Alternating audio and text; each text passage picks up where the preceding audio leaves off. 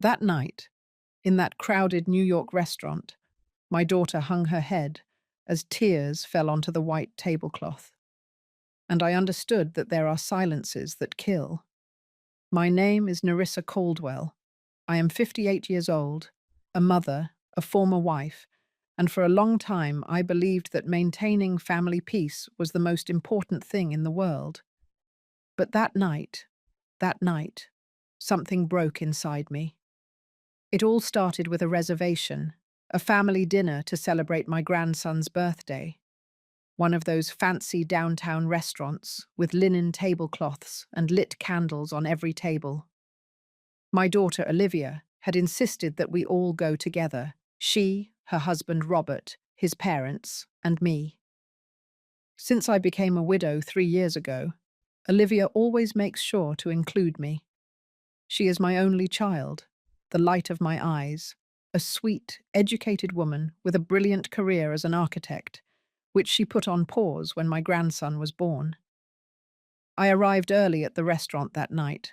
I was wearing a navy blue dress that my late husband gave me on our last anniversary. In my purse, a handkerchief embroidered with my mother's initials. I always carry it with me.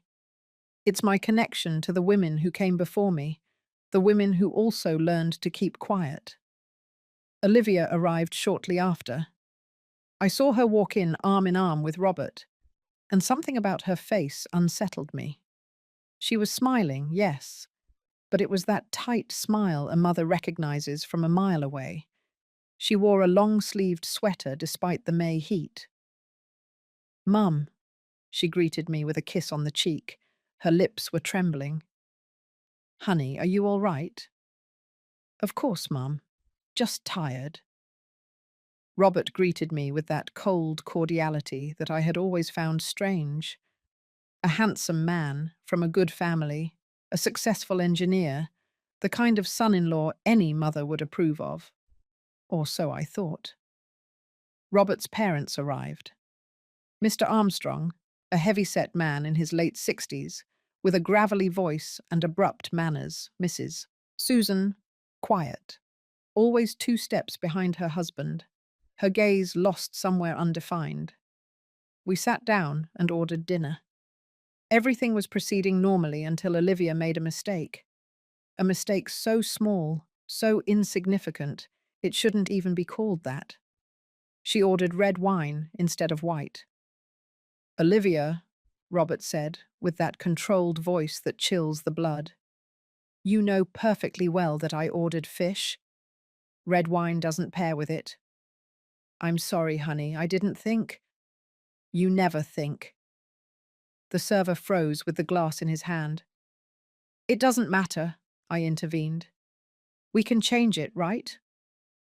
Mr. Armstrong let out a dry laugh. "Leave it, Nerissa. Robert is right. Women today don't even know how to order a glass of wine." I swallowed. Olivia lowered her gaze. And that was when I saw something that chilled me to the soul. As she reached for the bread, the sleeve of Olivia's sweater rode up just a few inches. Barely enough. On her wrist were marks, yellowish bruises trying to heal, the prints of fingers. My heart stopped for a second. "Olivia." She immediately pulled the sleeve down, covering herself, her eyes pleading. "It's nothing, Mum." But I knew. A mother always knows. The dinner continued amidst forced conversation. I barely touched my food. I watched every gesture Robert made toward my daughter, every time she flinched slightly when he got too close, every cutting word disguised as a joke. And then the moment came. The server brought the wrong dessert to the table. A simple mistake. Pecan pie instead of cheesecake. Robert snapped his fingers to call the server. "Is this how you work here?" My wife ordered cheesecake. "Honey, it doesn't matter," Olivia whispered. "Can I just eat the pecan pie?" "It doesn't matter." Robert's voice rose. "Are you always going to be such a conformist?" "Robert, please. You always embarrass me." And then it happened. In a swift, brutal movement, Robert reached out and grabbed Olivia by the hair. He yanked her head back hard. The entire restaurant fell silent. My daughter did not scream. She only let out a muffled sob as tears began to roll down her cheeks. And in that terrifying silence, Mr. Armstrong's voice rang out, loud, clear, clapping. "That's how it's done, son. That's how it's done. She needs to know her place." Olivia hung her head. Her shoulders were trembling. Mrs. Susan stared at her plate as if nothing was happening. And I felt something inside me shatter, something that had been cracking for years, as I watched my daughter become smaller, quieter, and more absent. My hands trembled on the table, my blood turned to ice. And then I did something. I stood up. Before I tell you what I did that night, I need you to understand something. I need you to know the Olivia I raised, because what I saw in that restaurant was not my daughter. It was a shadow, a ghost of the brilliant woman she had been. Olivia was born on a spring morning 32 years ago. She came into the world crying loudly, her fists clenched, as if she already knew that life requires a fight. My husband Edward held her in his arms and told me, "This girl is going to change the world, Nerissa. I can see it in her eyes." And he was right. Olivia was always a curious, intelligent, persistent child, the kind who takes apart toys to understand how they work, the kind who asks 1,000 questions and is not satisfied with vague answers. I remember that when she was 8 years old, she built a birdhouse with pieces of wood she found in the garage. It wasn't perfect, but it had a solid roof and firm walls. "See, Mum," she said proudly, "birds need a safe place too." She grew up loving architecture. She spent hours drawing houses, buildings, bridges. She said she wanted to create spaces where people felt protected, where they could breathe. She studied on scholarships, graduated with honors, got a job at one of the most prestigious firms in the city, earned her own money, had her own apartment, her own life. She was independent. She was happy. She was free. And then she met Robert. At first, everything seemed perfect. He was attentive, thoughtful, polite. He arrived with flowers, took her out to dinner at fancy restaurants, sent her sweet texts during the day. My daughter glowed when she talked about him. "Mum, I think he's the one," she told me one afternoon while we were having coffee in my kitchen. I looked at her bright eyes and smiled. "If you're happy, honey, I'm happy." The wedding was beautiful. A garden full of white roses, a lace dress that Olivia had designed herself, soft music, promises of eternal love. Edward had already passed away by then, but I felt his presence there. I walked my daughter down the aisle and placed her hand in Robert's. "Take care of her," I told him. "With my life," he replied, smiling. The first few months were good, or so it seemed. Olivia kept working, although Robert insisted it wasn't necessary. "I earn enough for both of us," he would say. "You can stay home and relax." "But I like my job," she would reply. "Don't you like being with me?" Small phrases, small comments, nothing that seemed alarming at the time. But the seeds of control were already planted. When Olivia got pregnant, everything changed. Robert insisted she quit her job. "It's dangerous for the baby," he argued. "Too much stress, too many hours on your feet. You need to rest." Olivia hesitated. She loved her career, but she also loved the baby growing inside her. "Maybe just for a while," she told me, seeking my approval. "I can go back after the delivery." "Whatever you decide, honey, but don't let anyone decide for you." She smiled, but something in that smile was no longer the same. My grandson was born one early morning in December, a beautiful, healthy baby with his mother's dark eyes. Olivia named him Matthew, after my father. Robert was ecstatic. He organized a huge party to introduce the baby. He invited all his family, his friends, his work colleagues. Olivia looked tired. She had a difficult delivery. She was still recovering, but Robert wanted to celebrate. "Just a couple of hours," he told her. "It's important to me." She agreed. She always agreed. I went to that party. I watched my daughter move among the guests with Matthew in her arms, smiling politely, answering the same questions over and over. "How's the baby? Is he sleeping well? Are you breastfeeding?" Robert didn't hold his son once that afternoon. He was busy toasting with his friends, telling jokes, receiving congratulations. And I saw something in Olivia's eyes I had never seen before. Exhaustion. But not the exhaustion of the body, the exhaustion of the soul. The weeks passed. The months. Olivia did not go back to work. Robert said that Matthew needed her at home, that a mother shouldn't leave her child with strangers, that she had studied so much, worked so hard, that she deserved to rest. "Besides," he would add, "I earn enough. You don't need to work." Olivia stopped mentioning her work. She stopped drawing. She stopped talking about her dreams. When I visited her, she was always cleaning something, cooking, organizing, taking care of Matthew. The house was spotless, too spotless. "How are you, honey?" I would ask. "Fine, Mum. Everything is fine." But I knew it wasn't. A mother always knows. I started noticing small things. How Olivia anxiously checked her phone every time it rang. How she tensed up when she heard Robert's car arrive. How she constantly apologized for everything. "I'm sorry, Mum. The house is messy. I'm sorry I didn't make enough food. I'm sorry Matthew's crying. I'm sorry, I'm sorry, I'm sorry." As if her very existence was an inconvenience. One day, I arrived without warning. I knocked on the door several times before Olivia opened it. Her hair was pulled back in a messy ponytail. She had deep, dark circles under her eyes, a milk stain on her blouse. "Mum, I didn't know you were coming. That's why I came." I walked into the house. Matthew was sleeping in his crib. Everything was silent. "Where's Robert?" "At work. He has a lot of meetings this week." "And you?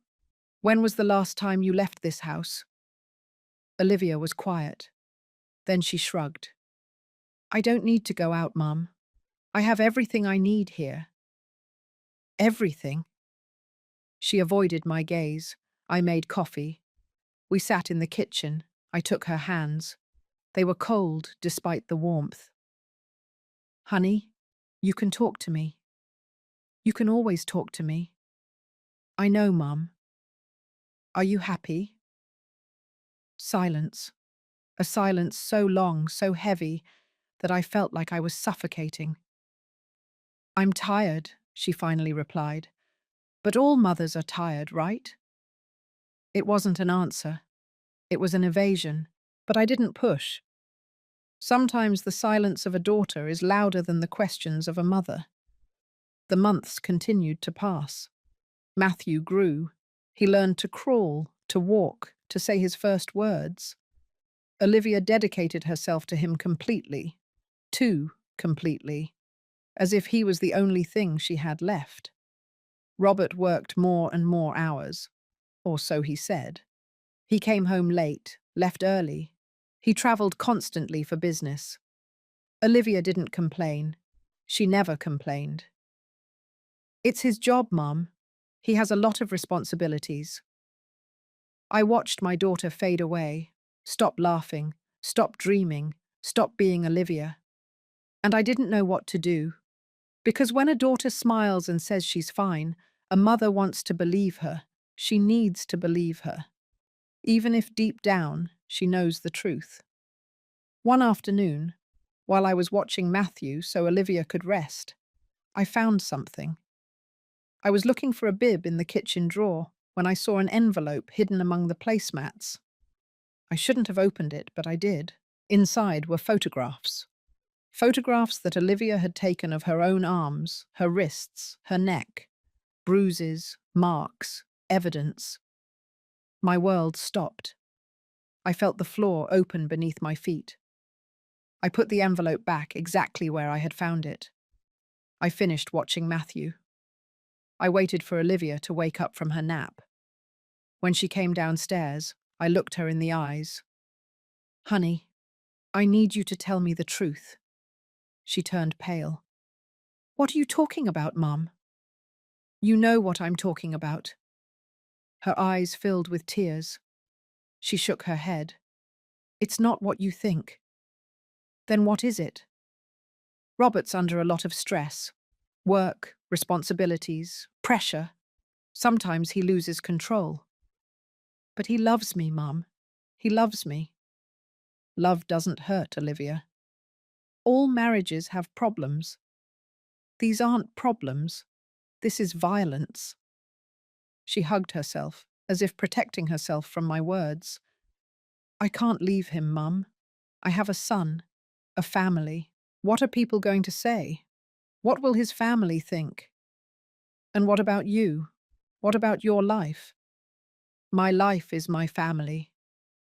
I broke down. I knelt in front of her and took her hands in mine. "Honey, please, come home with me, you and Matthew, just for a while, to think clearly." "I can't, Mum. Robert needs me. He's going to change. He promised me." "How many times has he promised you?" Silence. That damn silence. Olivia pulled her hands away from mine and stood up. "Thanks for watching Matthew, Mum. But it's getting late. Robert will be home soon and I need to make dinner." I left that house with a broken heart. I couldn't sleep that night. I hugged my mother's embroidered handkerchief and cried. I cried for my daughter, for her lost bravery, for her buried dreams, for the brilliant woman she had been, who now lived in fear. And I swore I would find a way to help her, even if she wasn't ready to ask for help yet, because a mother never gives up. Never. 6 more months passed. 6 months of forced smiles, brief calls, constant excuses. Olivia always had a reason not to visit me, not to go out, not to live. And then the invitation arrived. A family dinner to celebrate Matthew's birthday at a fancy downtown restaurant with the entire family present. I agreed to go, although something in my chest warned me that this night would be different. I didn't know how much, but a mother always senses when the storm is coming. Sometimes we trust those we shouldn't too much. Have you also been disappointed by someone you loved? Tell me your story in the comments. I want to read it. The night of the dinner arrived with a light rain, those fine drops that wet silently, like silent tears from the sky. I got ready carefully. The navy blue dress, a discreet pearl necklace, comfortable shoes. I put my mother's embroidered handkerchief in my purse, as always. I touched it with my fingers before closing the clasp. "Give me strength, Mom," I whispered. I arrived at the restaurant 15 minutes before the agreed-upon time. I've always been punctual. It's one of those things Edward valued about me. "Nerissa, one never has to wait for you," he would say, smiling. How much I missed him, how much I needed his presence that night. The restaurant was elegant. White tablecloths, silver cutlery, lit candles on every table, soft background music, the kind of place where people speak in low voices and servers walk without making noise. I sat down at the reserved table, a large, round table, near the window. From there I could see the wet street, the cars passing, the people walking under their umbrellas. I ordered a glass of water and waited. Olivia arrived shortly after. I saw her walk in arm with Robert, and something in my stomach tightened. She was wearing a beige dress with small flowers, discreet. almost childish. It wasn't her style. Olivia had always preferred strong colours, modern designs, clothes that spoke of her personality. But this woman walking toward me seemed to want to disappear. Her hair was pulled back in a low bun, without a single strand out of place. Her makeup was perfect, but excessive, as if she were trying to cover something. And her eyes were dim. "Mum," she greeted me with a kiss on the cheek. She smelled of expensive perfume and fear. "Honey, it's good to see you." I hugged her. I felt her bones too pronounced under the dress. She had lost weight. "Where is Matthew?" I asked. "With a sitter," Robert replied before she could speak. "This is an adult dinner. The child would be restless." I didn't say anything, but it seemed strange. It was Matthew's birthday. Why celebrate without him? Robert pulled out the chair for Olivia. She sat down carefully, as if every movement required permission. "You look beautiful, Mum," Olivia said, forcing a smile. "You too, honey." A lie. She looked tired, hollow-eyed, fragile. Robert sat down next to her and immediately picked up his phone. He started checking emails, answering messages, completely oblivious to our presence. Olivia looked at her hands in her lap. "How have you been, Mum?" she asked softly. "Fine, honey. Busy with the garden. The roses are blooming beautifully this year." "That's nice." "You should come see them, you and Matthew. We could spend the afternoon together." She hesitated. "Yes, Mum. Soon, soon." That word that never comes. "And you? How are you?" "Fine. Busy with the house, with Matthew." "Just that?" She looked at me. For a second, just 1 second, I saw something in her eyes. A silent plea, a choked cry. But then Robert looked up from his phone. "Olivia is perfectly fine, Nerissa. She has everything she needs. A beautiful house, a healthy son, a husband who works hard to give her a good life." "I don't doubt that, Robert." He smiled, but the smile didn't reach his eyes. Robert's parents arrived. Mr. Armstrong entered the restaurant as if he owned the place.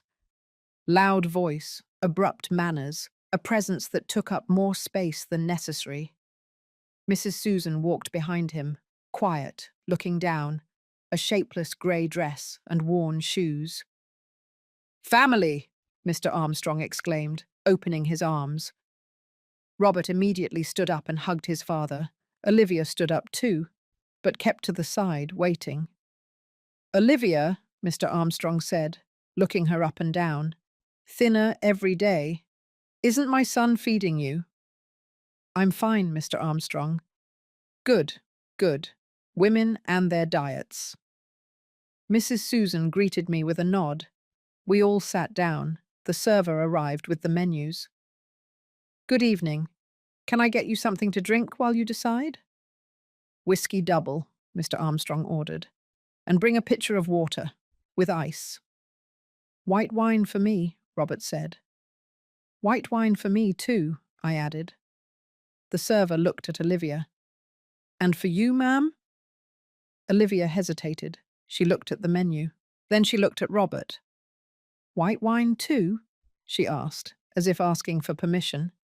He didn't even look at her. "Whatever you want." She took a breath. "Red wine, please." And there it was. That moment, so small, so insignificant, so absurdly trivial. Robert looked up from his phone. Slowly, like a predator who has just spotted movement. "Red wine?" Olivia blinked. "Yes, why?" "I'm ordering fish. Red wine doesn't pair with fish." "Oh, I'm sorry, I didn't think about that. Can I change it?" "You never think." The words fell like stones onto the table. The server froze, notebook in hand, unsure what to do. I intervened. It doesn't matter. Olivia can order whatever she wants, right? We're not taking a sommelier exam. I tried to sound light, casual, but my voice came out tight. Mr. Armstrong let out a dry laugh. Leave it, Nerissa. Robert is right. Women today don't even know how to order a glass of wine. In my day, wives would first ask what their husband was ordering before requesting anything. Mrs. Susan lowered her gaze to her lap. Olivia shrunk in her chair. I'm sorry, she whispered. I'll switch to white wine. Honey, you don't have to. White wine is fine, Mum. The server quickly wrote it down and backed away as if escaping a fire. I stayed quiet. I swallowed. I felt my mother's handkerchief in my purse, like an anchor. The conversation continued. Mr. Armstrong talked about politics, business, how much he had achieved in his life. Robert nodded, commented, laughed at the appropriate times. Mrs. Susan ate in silence. Olivia pushed the food around on her plate without taking a bite. I watched. I watched every detail.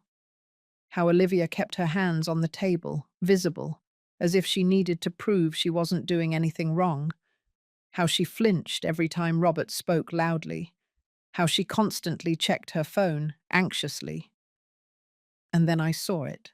As she reached out for the bread basket, the long sleeve of her dress went up just a few inches, barely enough. On her wrist were marks, bruises in different stages of healing, some yellowish, others greenish, some still purple, clear, unmistakable finger marks. My blood froze. Olivia, she noticed my gaze. Immediately she pulled the sleeve down, covering herself, her eyes filled with panic. It's nothing, Mum, she whispered. It's nothing. Mum, please. Robert noticed the exchange. Is something wrong? No, Olivia replied quickly. Nothing. Everything's fine. He narrowed his eyes. Then he smiled. Nerissa, more wine? No, thank you. I wanted to scream. I wanted to grab my daughter and run out of there. I wanted to call the police, a lawyer, anyone. But Olivia looked at me with pleading eyes. Not now, please. Not now. So I stayed quiet, and I hated myself for it. The dinner continued. The main course arrived. Fish for Robert, chicken for Mr. Armstrong, salad for Olivia. Just salad? Mr. Armstrong asked. Dieting again? I'm not very hungry, she replied. Women and their silly habits, he commented, shaking his head. Mrs. Susan didn't say anything. She just cut her food into small pieces and ate mechanically like a robot. Robert talked to his father about a work project, a new building in the financial district, a major investment. It could be the project of my career, Robert was saying. I hope so, son. It's time you stopped being second and were first. I know, Dad. I'm working on it. Good. A man should be the best. In everything. At work. At home. In life. That's right. Olivia moved her fork over the salad without eating. I tried to breathe normally, and then the dessert arrived. The server brought a tray with different options. Mr. Armstrong ordered pecan pie. Robert ordered cheesecake. Mrs. Susan said she didn't want anything. I ordered coffee. The server looked at Olivia. And for you, ma'am? Cheesecake too, please. The server nodded and walked away. A few minutes later, he returned with the tray. Pecan pie for Mr. Armstrong, coffee for me, and 2 plates of cheesecake, except that one wasn't cheesecake. It was pecan pie. The server placed it in front of Olivia. Excuse me, she said softly. I ordered cheesecake. Oh, I'm so sorry. Let me change it for you. No, it doesn't matter, she said quickly. I can eat the pecan pie. No problem. Ma'am, it's no trouble. Seriously, it's fine. But Robert had already raised his hand. Excuse me. The server approached nervously. Yes, sir. Is this how you work here?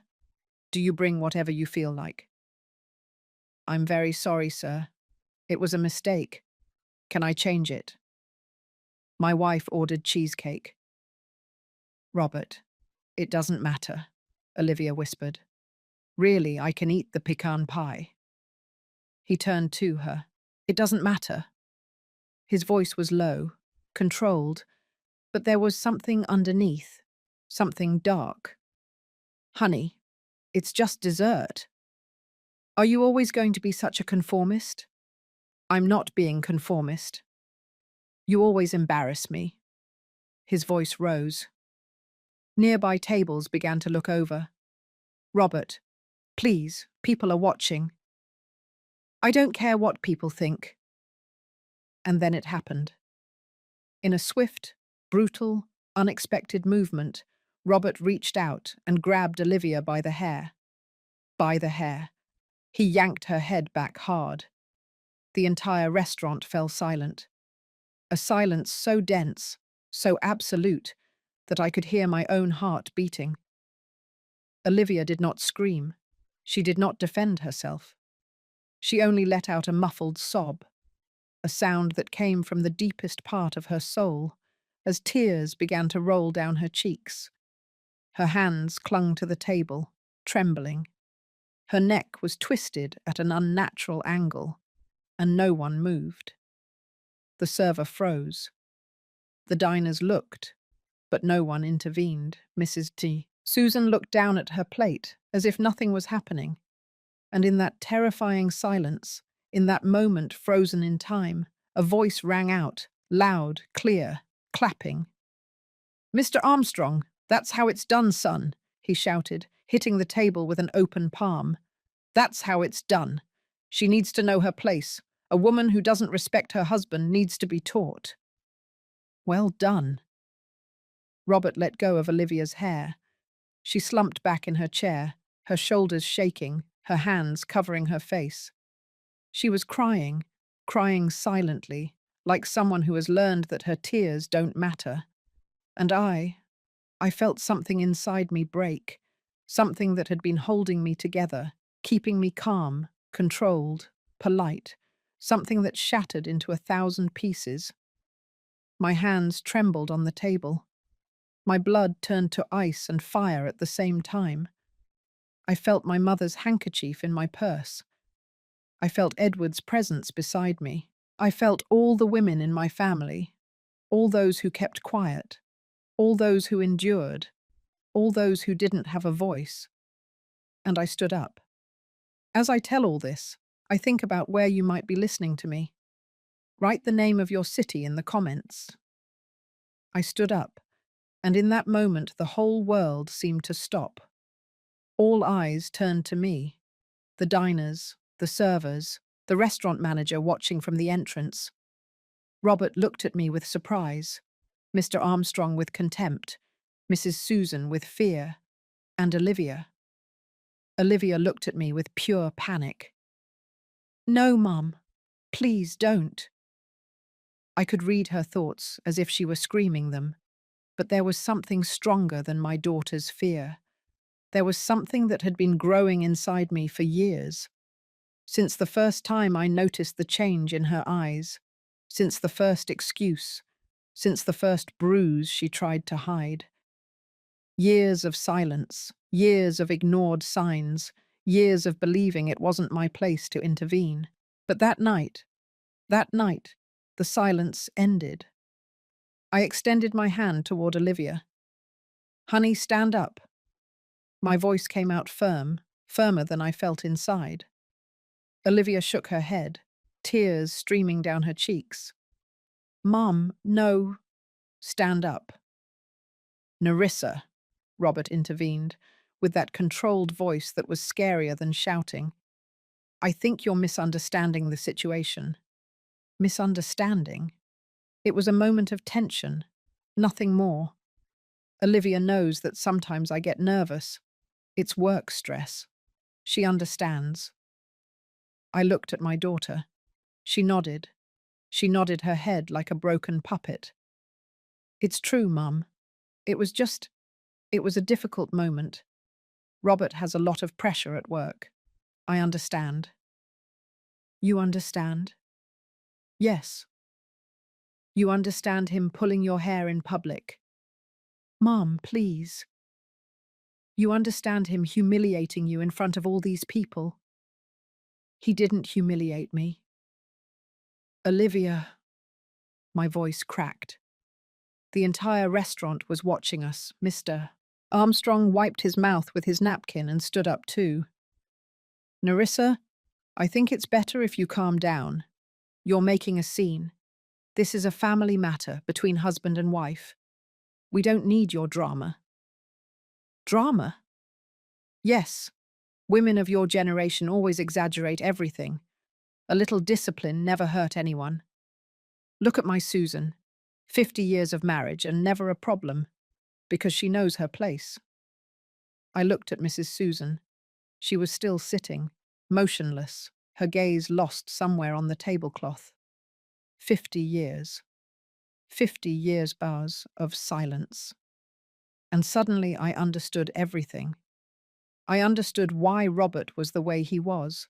I understood where that cruelty disguised as politeness came from. I understood that this violence had deep roots, generations of silenced women, of men who believed they had rights over them. Mr. Armstrong, I said slowly, with all due respect, you are not going to tell me how to raise my daughter or how to protect her. You don't need to protect her from her own husband.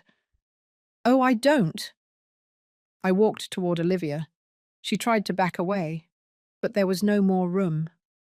I gently took her arm. Forgive me, honey. Mum, no. I pulled up the sleeve of her dress. There they were, the bruises, the marks, in different shades of yellow, green, purple, some recent, others older, clear finger marks on her wrist, pressure marks on her forearm. I held them up so everyone could see. This, I said loudly, so every person in that restaurant could hear me. This is not work stress. This is not a moment of tension. This is not discipline. My voice was trembling, but I didn't stop. This is violence, this is abuse, and this will never be kept silent again. Olivia tried to pull her arm free, sobbing. Mom, please, you're embarrassing me. I'm embarrassing you? The words hurt more than anything. Robert stood up abruptly, knocking his chair backward. That's enough. We're leaving. No, I said firmly. Olivia is leaving with me. Olivia is my wife. She goes where I say. Olivia is my daughter, and she is not going anywhere where she is in danger. Danger? Robert let out a dry laugh. What danger? I give her a house, food, clothes, everything she needs. What more does she want? Respect, dignity, safety. I have her in a $500,000 house. That's enough respect. Mr. Armstrong intervened, siding with his son. Nerissa, you are interfering in a marriage. That is not done. Couples' problems are resolved at home, not in public. And when do those couples' problems end? When my daughter ends up in the hospital or in the cemetery? The silence that followed was deafening. Mrs. Susan let out a muffled gasp but did not look up. She's being dramatic, Robert said. Dramatic? Look at her arm. Look at it. She fell. She fell? Yes, she's clumsy. She's always been clumsy. Olivia immediately nodded. It's true, Mum. I fell down the stairs. It was nothing. And these other marks? Did you fall too? Mum. How many times have you fallen, Olivia? Silence. How many? Her lips trembled.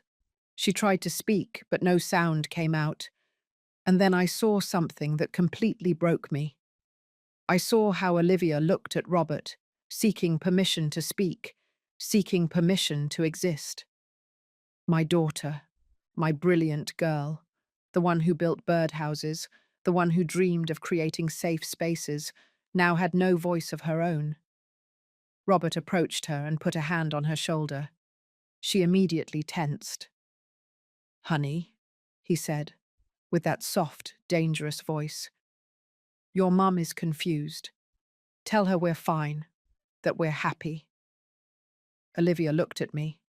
Her eyes pleaded for forgiveness. "We're fine, Mum. We're happy." "Honey, is that the truth?" "It is not." "It is," her voice broke. "Robert loves me. It's just that sometimes I make him angry, but he's working on it. He's going to therapy." "Therapy?" "Yes. He started 2 weeks ago. He's trying, Mum. He really is trying." I looked at Robert. He was smiling. "See? Everything is under control. We are managing our problems like responsible adults." "What kind of therapy?" "Anger management," he replied without hesitation.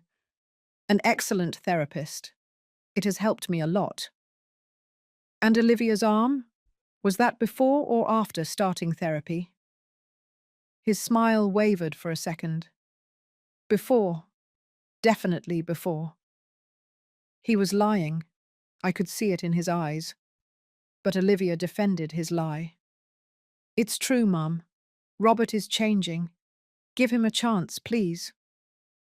"Honey, this is not— Mum, I love you, but this is not your decision. It's mine, and I choose to stay with my husband, with the father of my son."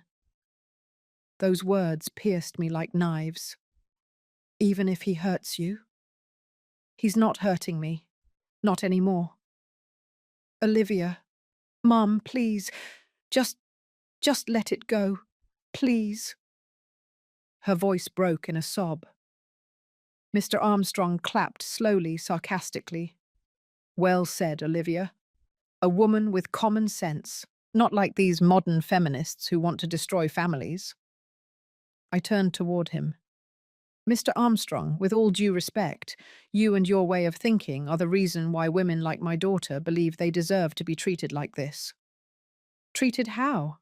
With a roof over her head? With food on the table?"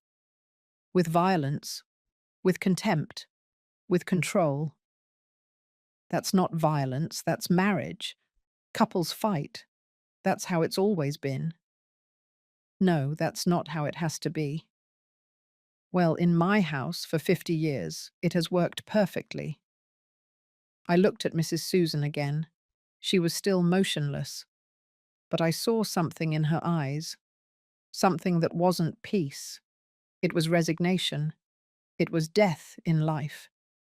50 years. And suddenly I knew I couldn't save Mrs. Susan. It was too late for her. But it wasn't too late for Olivia.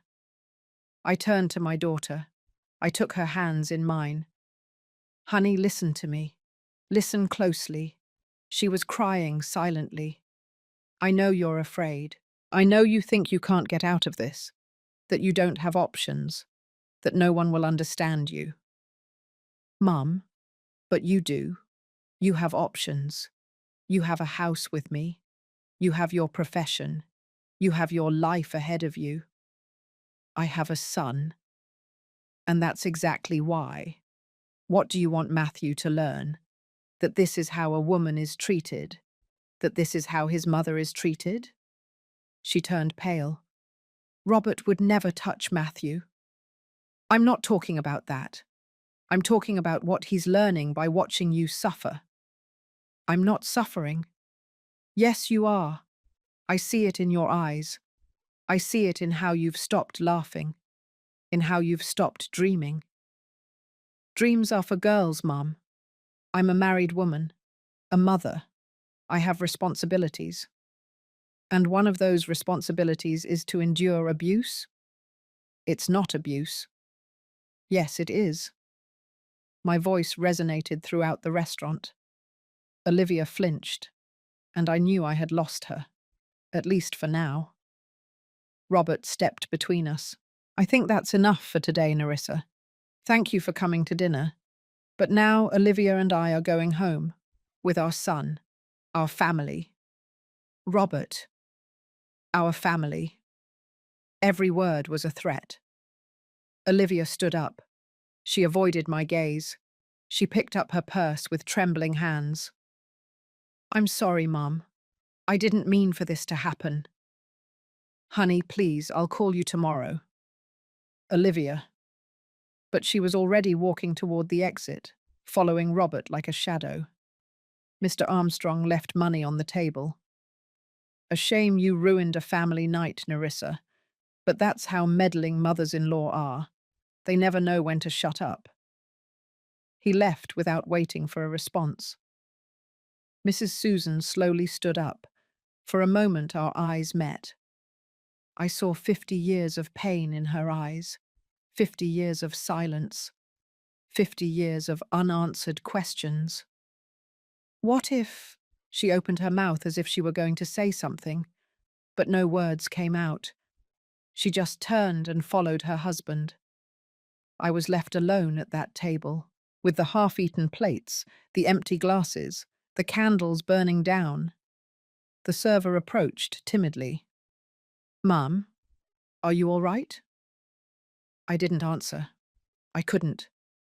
I felt like I had just lost my daughter, that I had done everything wrong, that my intervention had only made things worse. I paid the check. I left a tip. I left the restaurant. The rain had stopped.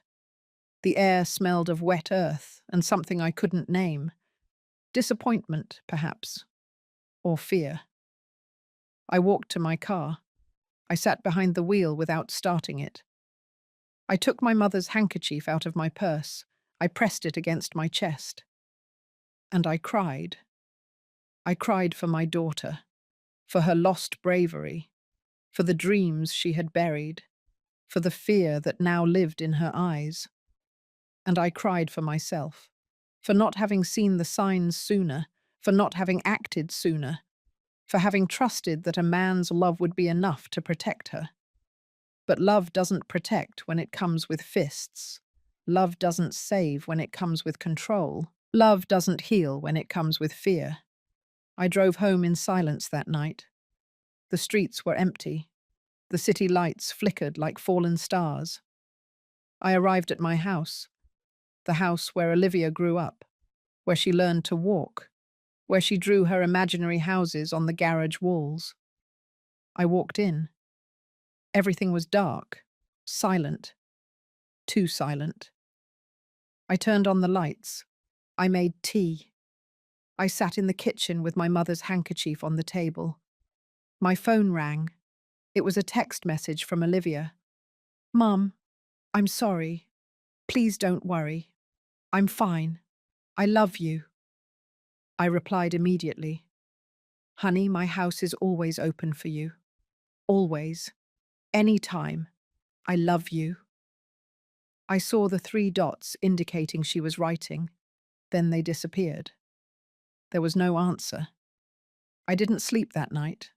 I stayed awake, staring at the ceiling, wondering what else I could do, how I could save my daughter when she didn't want to be saved, how I could make her understand that she deserved more, that she deserved true love, that she deserved peace, that she deserved to live without fear. But victims of violence don't see what we see. They see hope where there is danger.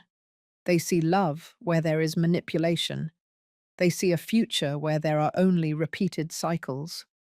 And sometimes, as much as we want to save them, they have to hit rock bottom before they can climb up. They have to touch the deepest pain before they find the strength to leave. That night, looking at the shadows on my ceiling, I knew the road would be long, that there would be more dinners, more lies, more bruises hidden under long sleeves. But I also knew something else. I knew I wouldn't give up, that I would still be there, that I would wait. Because a mother doesn't abandon. Never. And when my daughter was ready to ask for help, I would be there, with open arms, with a safe house, with the love that never comes with conditions. The phone vibrated again. Another text from Olivia. Mum, please don't call the police. Please. It would only make things worse. Trust me, Robert is better. I promise. My hands trembled over the phone. Call the police? Force her out? Or wait? Trust that she would find her way, I replied. I won't call anyone without your permission, but I need you to promise me something. I need you to call me every day, just so I know you're okay. Can you do that for me? The three dots appeared again. This time they didn't disappear. Okay, Mum. I'll call you. I promise. I closed my eyes. It wasn't enough, but it was something. A thin thread that kept us connected. A thread that I wouldn't let go of for anything in the world. Even if I had to wait years, even if I had to watch my daughter suffer, even if I had to bite my tongue 1,000 more times, I wouldn't let go. Because that's what mothers do. They hold the thread, even when everything else breaks. I still wonder if I did the right thing. And you? What would you have done in my place? The days that followed were the longest of my life. Every morning I woke up with a tight heart, checking my phone immediately, waiting for Olivia's message. Sometimes it came early, at 7 o'clock in the morning. Good morning, Mum. All good. I love you. Other times it came late, at 11 o'clock, at 12 o'clock in the afternoon. And I spent those hours in agony, imagining the worst. Was she okay? Had he hurt her again? Had he crossed that line from which there is no turning back? The messages were always short, dry, lifeless, as if she were writing them with Robert looking over her shoulder. And she probably was. I tried calling her several times, but she never answered. Just text messages. Sorry, Mum. Matthew's crying. I'll text you later. Sorry, Mum. I'm busy with the house. Talk later. Sorry, Mum. Robert and I have plans. I'll call you tomorrow. There was always a reason. There was always an excuse. And I knew they weren't hers. 2 weeks passed. 2 weeks of cold messages and unanswered calls. 2 weeks of sleepless nights. Hugging my mother's handkerchief, wondering what to do. I consulted with a lawyer specializing in domestic violence. A woman named Patricia, with tired eyes and firm hands. Is your daughter willing to press charges? She asked me. No. Do you have evidence? Photographs? Messages? Witnesses? The marks on her body, the scene at the restaurant. There must be people who saw. But is any of them willing to testify? Silence. Nerissa, Patricia said in a soft but direct voice. I understand your pain. Believe me, I've seen hundreds of cases like this. But without your daughter's cooperation, legally you can't do much. Then what? Do I wait for her to end up in the hospital? Or worse? No. You wait until she's ready. In the meantime, you maintain communication. You let her know she has options, that she has support. And when she decides to leave, and believe me, that day will come, you will be there to welcome her. And if that day never comes? Patricia looked at me with a mixture of compassion and realism. Sometimes it does, sometimes it doesn't. But if you pressure her too much, you push her further away. The control he exerts over her is psychological. She needs to feel that she has power over her own decision, even if that decision is to stay. How can I stand by and do nothing? You don't stand by and do nothing. You prepare. Document everything. Save the messages. If you see new marks, photograph them. Look for witnesses. And above all, stay close. because when she decides to leave, it will probably be fast, and she will need you to be ready. I left that office with a folder full of information: restraining orders, shelters, helplines, legal protocols, and a huge weight on my chest, because all of that required Olivia to say, "Yes, I need help," and she wasn't there yet. One afternoon, 3 weeks after the restaurant dinner, I decided to visit her, unannounced. I knew Robert worked late on Thursdays. It was my chance to talk to her alone. I drove to their house, a beautiful house in an exclusive neighborhood. 2 stories, a manicured lawn, a fountain at the entrance. The kind of house that appears in magazines. But I knew what was inside. I rang the doorbell. No one answered. I rang again. Nothing. I was about to leave when I heard footsteps. The door opened just a few inches. Olivia poked her head out. "Mum, what are you doing here?" Her voice sounded scared. "I came to see you. Can I come in?" She hesitated. "Robert's not here." "I know. That's why I came." She looked back, as if someone might be listening. "It's not a good time, Mum." "Olivia, please. I just want to see you, talk to you. 5 minutes." Her eyes filled with tears. "Mum, please." She finally opened the door. I quickly stepped inside before she could change her mind. The house was spotless. Too spotless. Like a museum, without life. The curtains were drawn even though it was a sunny afternoon. The living room was dark, cold. "Where is Matthew?" I asked. "Sleeping his nap." "Can I see him?" "Better not. If we wake him up, he'll be grumpy all afternoon." I nodded. We sat in the living room. She was on the edge of the sofa, hands in her lap, tense. "How have you been?" I asked. "Fine." "Really?" "Yes, Mum. Really." But her voice was trembling. I watched her closely. She was wearing a turtleneck sweater despite the warmth, long pants, her hair pulled back in a tight ponytail, covering herself, always covering herself. "Honey, I need you to tell me the truth." "I'm telling you the truth. Has Robert hurt you again?" She stiffened. "No, Olivia.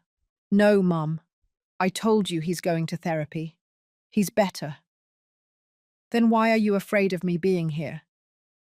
"I'm not afraid." "Yes, you are. I can see it." She stood up abruptly. "I think it's better if you leave." "Olivia, wait." "No, Mum. You can't just come here without warning. Robert is going to get angry." "And so what if he gets angry?" "Because I live with him." Her voice broke. "Because I have to live with him every day. And every time you do something like this, every time you interfere, it puts him in a bad mood. And I'm the one who has to deal with it." Her words hit me like punches. "Honey, I just want to help you." "Well, you're not helping me. You're making things harder." "Harder than what? Harder than living in fear?" "I don't live in fear." "You are trembling right now." She hugged herself. "Go, Mum. Please. Before Robert gets home." "He won't be home for hours." "You don't know that. Sometimes he leaves early, sometimes he checks the cameras." "Cameras?" She turned pale. Something had been revealed that shouldn't have been. "What cameras, Olivia?" "Nothing. Forget it." "Does he have cameras watching you?" "They're security cameras, to protect the house." "Where are they?" "Mum." "Where?" She nodded toward the corners. I saw small, discreet cameras in the living room, in the hallway. "How many are there?" "I don't know. Several." "In the whole house?" She didn't answer. "In the bedroom, too?" Silence. "My God, Olivia." "It's normal, Mum. Lots of houses have security cameras, and he checks them, sometimes, to watch you, to protect us. That's not protection. That's control. Stop, she yelled. Stop telling me what my marriage is like. You don't understand anything. Her scream woke Matthew. We heard him crying upstairs. Olivia put her hands to her face. Look what you did. You woke him up. Honey, leave. Please, just leave. She ran upstairs. I stood there, in that dark living room, looking at the cameras in the corners, small eyes watching every movement. I felt nauseous. My daughter lived in a beautiful prison, with glass walls and invisible bars, but a prison nonetheless. I heard her voice upstairs calming Matthew, that sweet voice she used with her son, the only time she sounded like the Olivia I knew. I wanted to go up, hug her, force her out of there, but Patricia's words echoed in my head. If you pressure her too much, you push her further away. So I did the hardest thing I've ever had to do in my life. I left. I walked out of that house. I walked to my car. I sat behind the wheel, and I cried. I cried with rage, with helplessness, with a pain so deep it felt like it was tearing me in two. My phone rang, a text message from an unknown number. I opened it. It was a video from the security cameras at Olivia's house. It showed me, sitting in the living room, crying, and below, a message from Robert. Narissa, I appreciate your concern for your daughter, but these unannounced visits upset Olivia a lot. They make her nervous. They cause her stress. For the sake of her mental health, I ask that you only come when invited. I hope you understand. Regards. I felt the blood run cold. He was watching me. He knew exactly when I had arrived, how long I had been there, what I had said, and he was threatening me. Subtly, politely, but threatening nonetheless. I didn't reply. I deleted the message, but I couldn't delete the fear. I drove home on autopilot.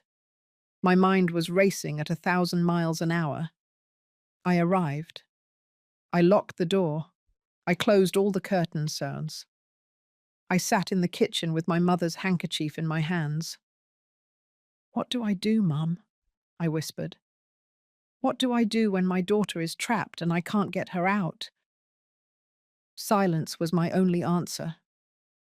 That night I researched surveillance cameras, coercive control, technological abuse.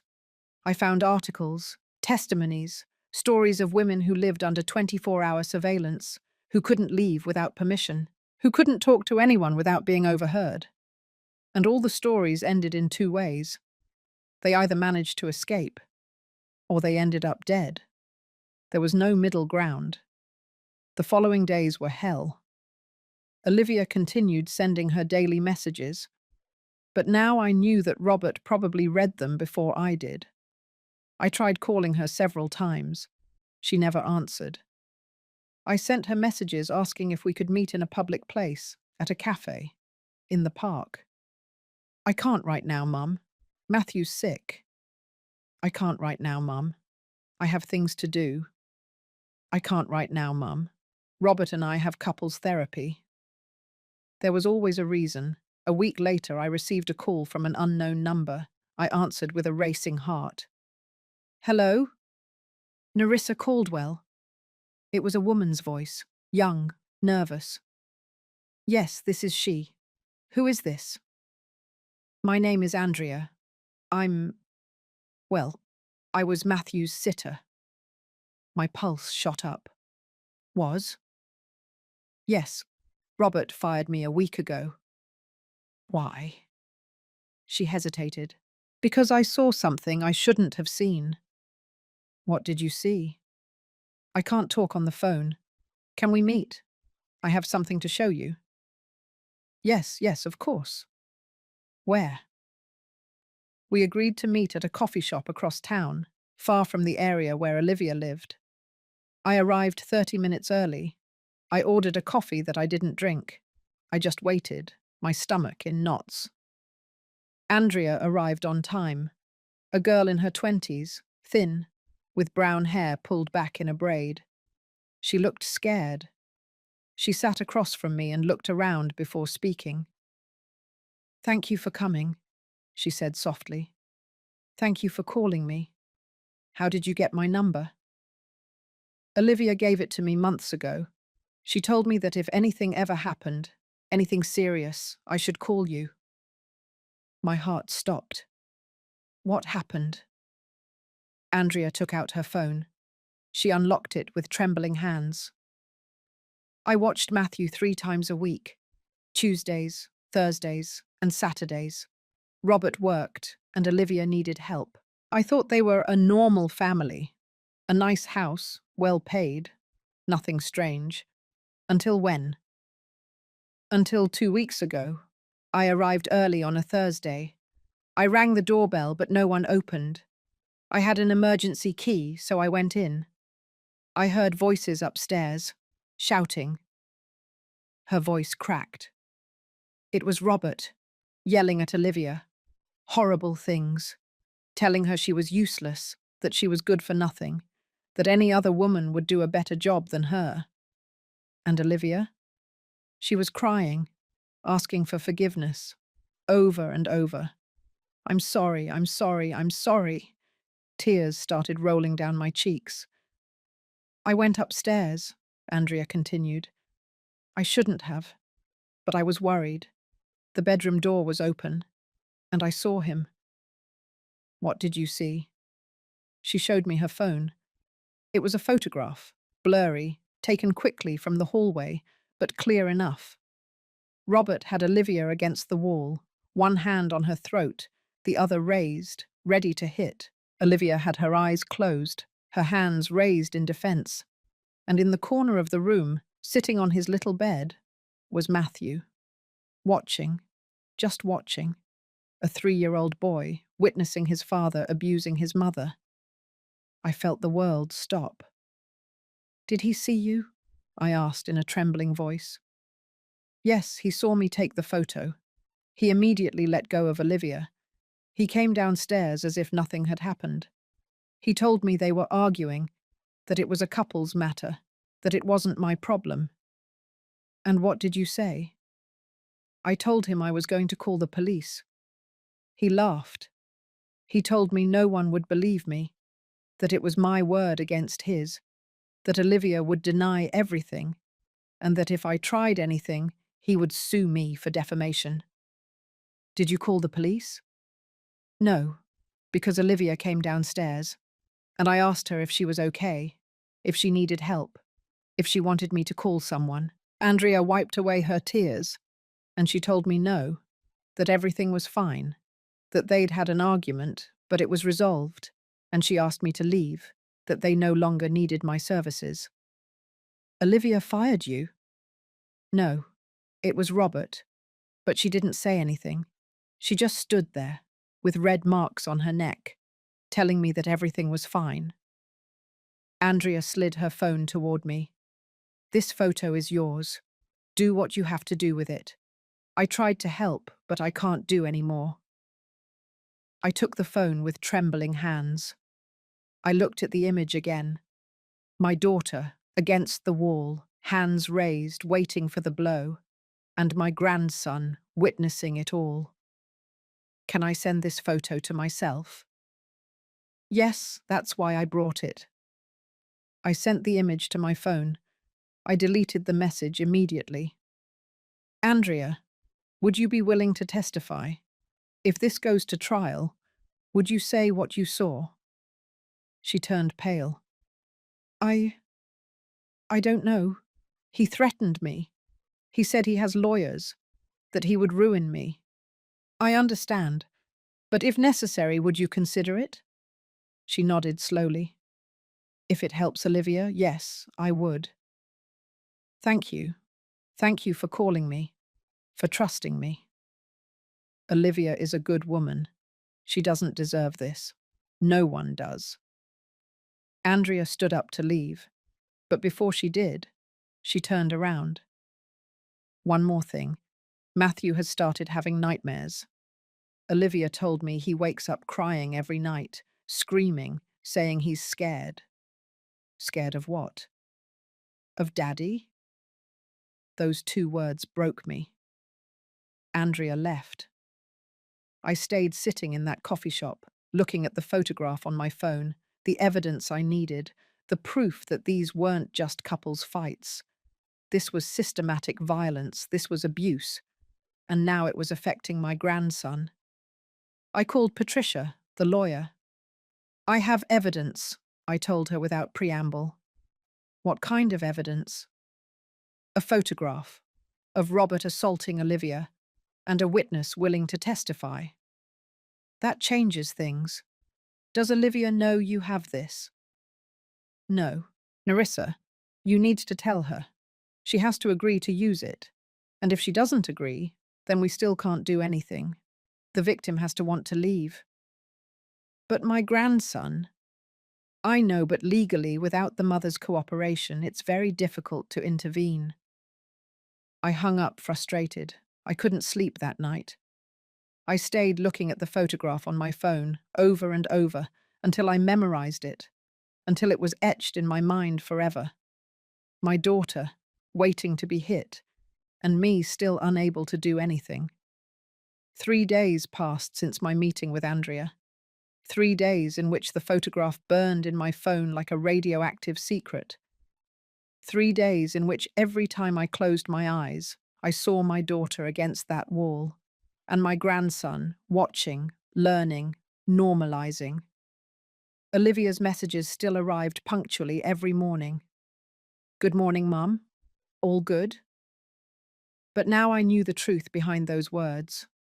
I knew what all good meant in her world. It meant surviving another day.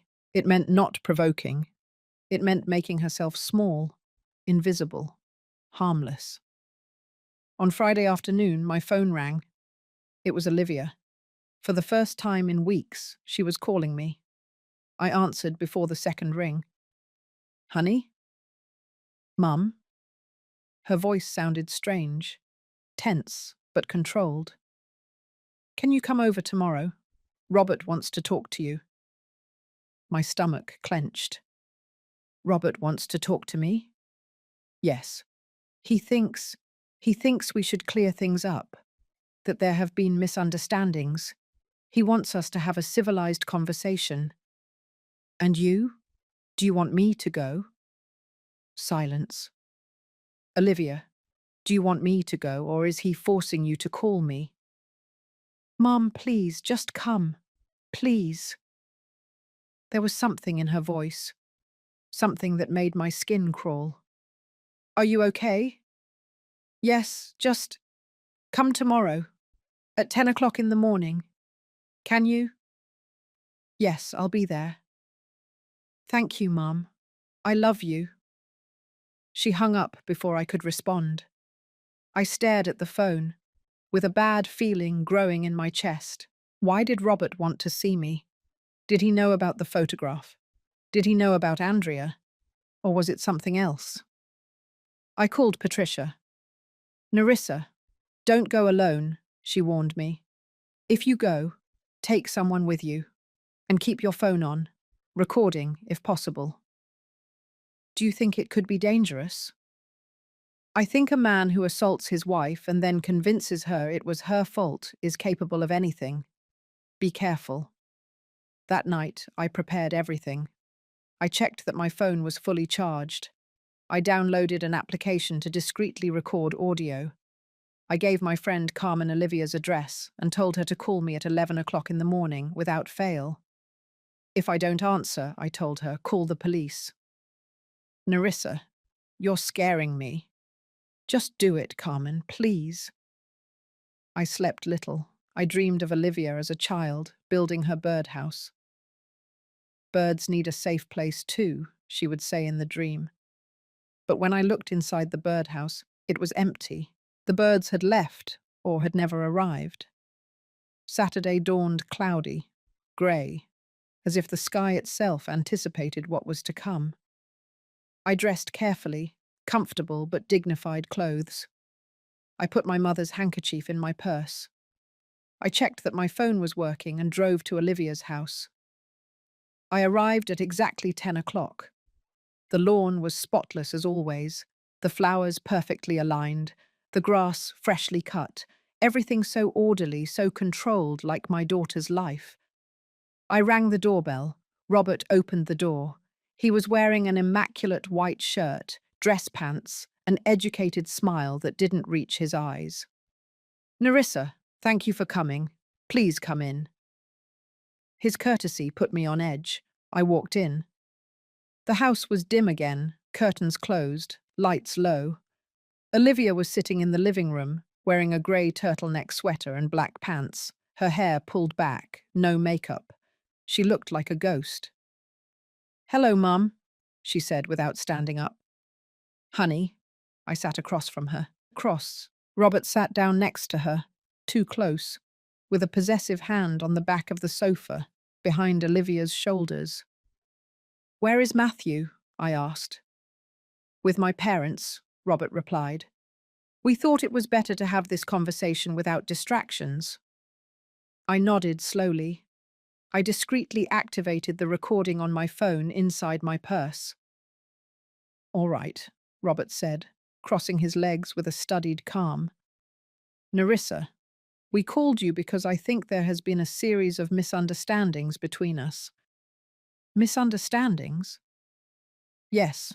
I know what you saw at the restaurant worried you, and I understand why. From the outside, it might have looked bad, but appearances are deceiving." "It didn't look like an appearance. It looked like violence." "It was an unfortunate moment. I was under a lot of stress. Olivia and I had argued all week about various matters, and I snapped, I admit it, but I have been working on it." "So I was told." "See, I am aware of my problems. I am going to therapy. I am striving to be better.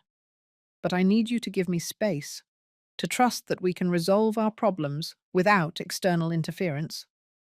"External interference?" "Your unannounced visit 2 weeks ago upset Olivia a lot. It left her emotionally distraught. And when she's upset, everything in the house becomes unstable." I looked at Olivia. She kept her gaze fixed on her hands. "Honey, is that true?" She nodded without looking up. "Yes, Mum.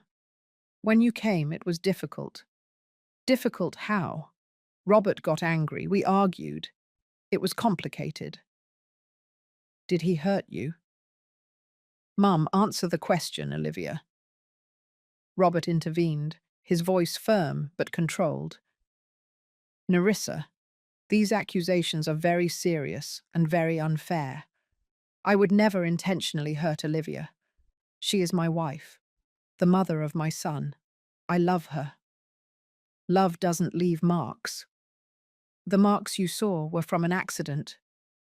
"An accident?" "Yes. Olivia slipped on the stairs, grabbed the railing, and got those bruises." "That's not true." "Yes, it is," Olivia said quickly. "I slipped. It was my fault. I was wearing socks and the floor had just been waxed." "Honey, please don't lie to me." "I'm not lying to you." Her voice cracked. Tears started to fall. Robert put a hand on her shoulder. She tensed, but didn't move. "See, Narissa, your accusations hurt her. They make her feel like you don't trust her, that you think she's incapable of taking care of herself." "I don't think that. I think she's in danger." "Danger?" Robert let out a dry laugh. "Look around you. This house is worth over $1 million. Olivia has everything she needs: clothes, food, security. I work 60 hours a week to give her this life. Does that look like danger to you?" "Danger isn't always financial." "Then what is it? Psychological?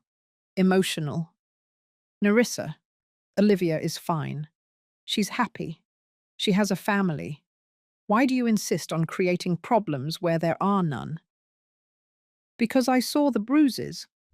Because I saw you pull her hair, because I saw the fear in her eyes. The fear of you, of your judgments, of your interference. His words were like slaps. I looked at Olivia. Is that true? Are you afraid of me? She sobbed silently. I, I just want my family to be at peace, Mum. Just that. And is it at peace? Silence. Robert stood up.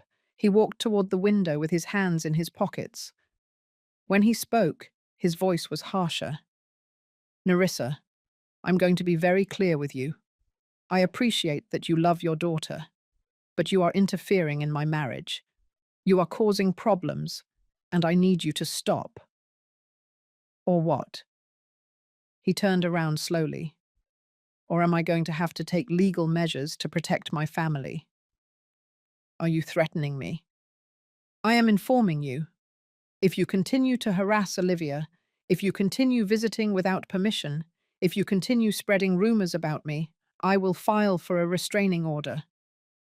A restraining order? Against her mother? If necessary, yes, for the emotional well-being of Olivia and Matthew. This is ridiculous. Is it? You have a history of unsolicited visits, constant calls, disturbing messages. A judge could see that as harassment. I'm her mother, and I am her husband. Legally, I have more rights than you over the decisions of this family. Rage boiled inside me, but I knew I had to stay calm. Olivia, I said, ignoring Robert. Look at me. She slowly looked up. Her eyes were red, swollen. Honey, I need you to tell me something, and I need you to be completely honest. Are you doing this because you want to, or because he's forcing you? Mum, just answer. Do you want me to stay out of your life? Tears rolled down her cheeks. I don't want you to suffer, Mum. I don't want you to worry about me. That's not the question. It's the answer I can give you. Her voice broke into a desperate cry. And in that cry, I heard everything. I heard the fear. I heard the resignation. I heard the defeat. My daughter was trapped, and she knew it. But she had made the decision to stay, to protect me by pushing me away, to sacrifice herself to maintain the peace. Robert sat down next to her again. I think that answers your question, Nerissa. Now, I'm going to ask you to respect your daughter's wishes. If she wants to see you, she will call you. But no more surprise visits, no more insistent calls. Give us space to fix our marriage. And if I don't, then we'll see each other in court. He stood up. The meeting was over. I didn't move. Robert, there's something you should know. He raised an eyebrow. What? I took out my phone. I opened the photograph Andrea had sent me. I turned it so both of them could see it. Olivia turned pale. Robert remained motionless. The photograph was clear, brutal, undeniable. This, I said with a firm voice, is not an accident. This is not work stress. This is assault. And I have a witness willing to testify that they witnessed this moment. The silence was so dense I could hear the clock ticking on the wall. Robert looked at the photo, then at Olivia, then at me, and smiled. That frozen smile that gave me the chills. Nerissa, are you trying to blackmail me? I am showing you the truth. The truth? This is an invasion of our privacy. Whoever took this photo was in our house without permission. That is illegal. Andrea had a key. She had permission to be there. Andrea was fired for theft. Anything she says will be discredited. Theft? You didn't tell me that, Olivia. Olivia was crying silently, hugging herself. She stole money from my wallet, Robert said. And when I confronted her, she made up this ridiculous story for revenge. It's her word against mine.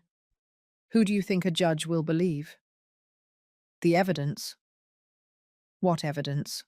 A blurry photo that could have been taken at any time, in any context, with no date, no time, nothing to prove when it was taken. There is the testimony of an employee fired for being a thief. Narissa, if you take this anywhere, I will legally ruin her, and I will sue you for defamation in the process. Do it. I don't care. You don't? And what about Olivia? Have you thought about what this would do to her? A public trial, her private life exposed, her name in the newspapers, her reputation destroyed. Is that what you want for your daughter? I looked at Olivia. She was shaking her head, terrified. Mom, no, please don't do this. Honey, please. She stood up abruptly. Delete that photo. Delete it now. Olivia, this is evidence. I don't care, she shouted. I don't want anyone to see it. I don't want this to come out.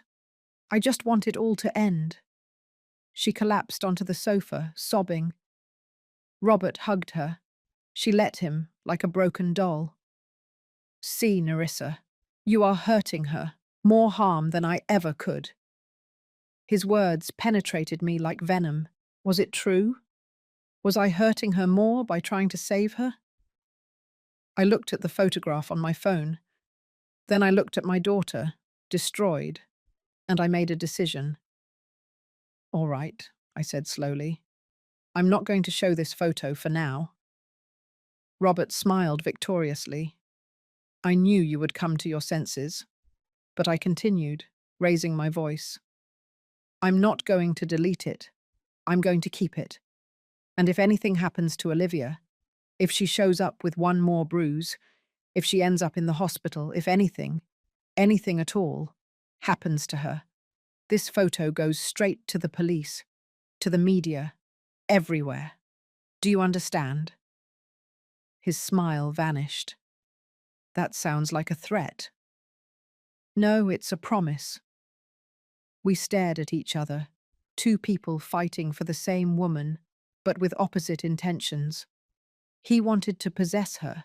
I wanted to free her. Leave, he finally said, and don't come back. If Olivia wants to see you, she will decide when and where. I stood up, put away my phone, approached Olivia, and knelt in front of her. Honey, look at me. She slowly looked up. Listen to me carefully. No matter how much time passes, no matter what he tells you, no matter what happens between us, my house will always, always be open for you. You can arrive any time, day or night, with Matthew or without him, and I will be there. Do you understand me? She nodded without speaking. I love you. Never forget that. I love you too, Mum. I hugged her. I felt her fragile bones, her trembling body, her broken soul, and I had to let her go. I had to leave her there, with him. I left that house with a broken heart. I got into my car, closed the door, and before starting the engine, I checked that the audio recording had worked. It had. Every word, every threat, every manipulation from Robert had been recorded. I didn't have the photograph as legal evidence, but I had his voice admitting that he had snapped. I had his threats. I had his pattern of control. It was something. It wasn't enough, but it was something. I drove home crying the whole way. That night, alone in my kitchen, with my mother's handkerchief on the table, I understood something. I couldn't save Olivia. Only she could save herself. I could only be ready for when she made that decision, and in the meantime, I had to trust. Trust that the girl who built birdhouses was still in there. Trust that the woman who dreamed of creating safe spaces would find a way to create one for herself. Trust that the moment would come, and when it did, I would be there, with open arms, and with the necessary evidence to protect her. The months that followed were the darkest of my life. After that meeting, Olivia stopped responding to my messages as frequently. Sometimes 2, 3 days passed without news. When she finally wrote, the messages were even colder, more distant. "Hello, Mum. All good. Can't talk now, busy." And I knew Robert was cutting the last threads that bound us, isolating her, separating her from everything that could give her strength to leave. I tried calling her. The messages went straight to voicemail. I tried visiting. No one opened the door. It was as if my daughter had vanished, as if I had lost her even though she was still alive. December arrived with cold and rain. The holidays were approaching. Christmas, New Year's, dates we used to spend together. I sent Olivia a message. "Honey, I would love for you to come to Christmas Eve dinner. You, Robert, and Matthew. I'll make your favorite dish, please." 2 days passed before she replied. "Thanks, Mum, but we already have plans with Robert's family. Maybe on New Year's." New Year's came. She didn't come. She didn't call. Just a text message at 11 o'clock at night.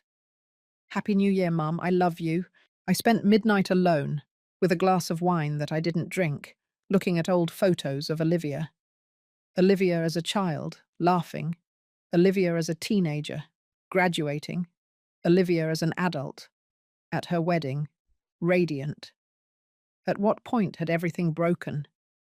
At what point had I lost my daughter? January brought a biting cold, and with it, a call that would change everything. It was a Tuesday afternoon. I was in the garden pruning the roses that Olivia loved. My phone rang. Unknown number. I almost didn't answer, but something made me pick up the phone. "Hello? Nerissa Caldwell?" It was a woman's voice. Professional. Serious. "Yes, this is she. This is Dr. Mendez from General Hospital. Your daughter Olivia was admitted this morning." The world stopped. "What?" "She is stable, but we need you to come as soon as possible."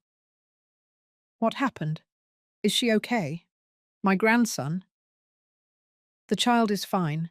He is with Child Protective Services temporarily, but we need to talk to you. Can you come now?" Yes, I'm on my way." I dropped the pruning shears. I ran to my car. I drove with my heart in my throat. General Hospital, floor 3, room 312.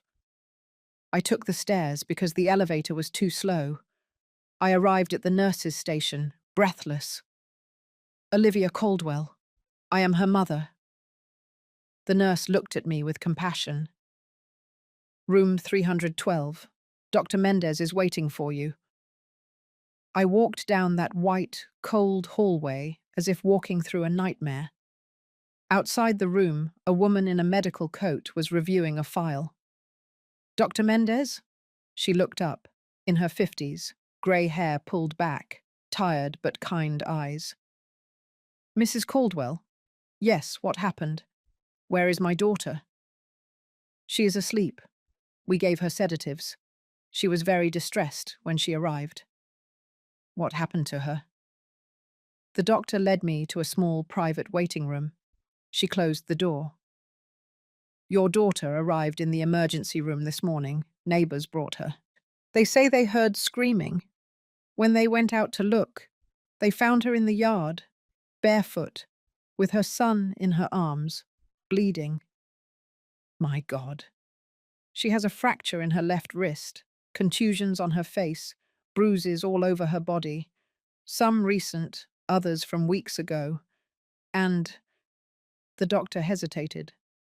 "And what?" "Marks on her neck. Someone tried to strangle her." I felt the floor disappear beneath my feet. Did he try to kill her? I can't make legal speculations, but yes, the marks are consistent with manual strangulation. Another minute and— She didn't finish the sentence. Tears began to roll down my cheeks. "Can I see her?" "Yes, but she is asleep. The sedatives will keep her that way for a few more hours." I walked into the room, and there was my daughter, in a hospital bed, connected to monitors, with bandages on her wrist, her face swollen, with purple and yellow bruises, a neck brace protecting her neck. She looked so small, so fragile, so broken. I sat next to her. I took her right hand, the one that wasn't hurt, with infinite care. "Honey," I whispered, "I'm here. I'm here now." She didn't respond. She just breathed slowly, deeply, lost in the induced sleep. I stayed there, holding her hand, crying silently. Hours later, Dr. Mendez returned. "Mrs. Caldwell, there is something else you need to know." "What?" "Your daughter is pregnant, approximately 8 weeks." The shock was like a physical blow. "Pregnant?" "Yes, and given the circumstances, we are very concerned. The pregnancy is high risk due to the physical trauma. We will need to monitor her closely." "Does she know?" "I'm not sure. When she arrived, she was in shock. She wasn't speaking coherently. She just kept repeating, 'Protect Matthew. Protect Matthew.'" "Where is Matthew?" "Child Protective Services has him temporarily. He is physically unharmed, but he will need psychological evaluation. He witnessed the incident." "What incident? What exactly happened?" The doctor showed me the report. According to the neighbors, they heard screaming around 6 o'clock in the morning. Robert yelling, Olivia pleading, Matthew crying. The neighbors called the police, but before they arrived, Olivia ran out of the house with Matthew in her arms, barefoot, bleeding, terrified. She ran to the neighbor's house and frantically knocked on the door. "Help me, please, he's going to kill me." The neighbors let her in and locked the door. Robert came out of the house minutes later.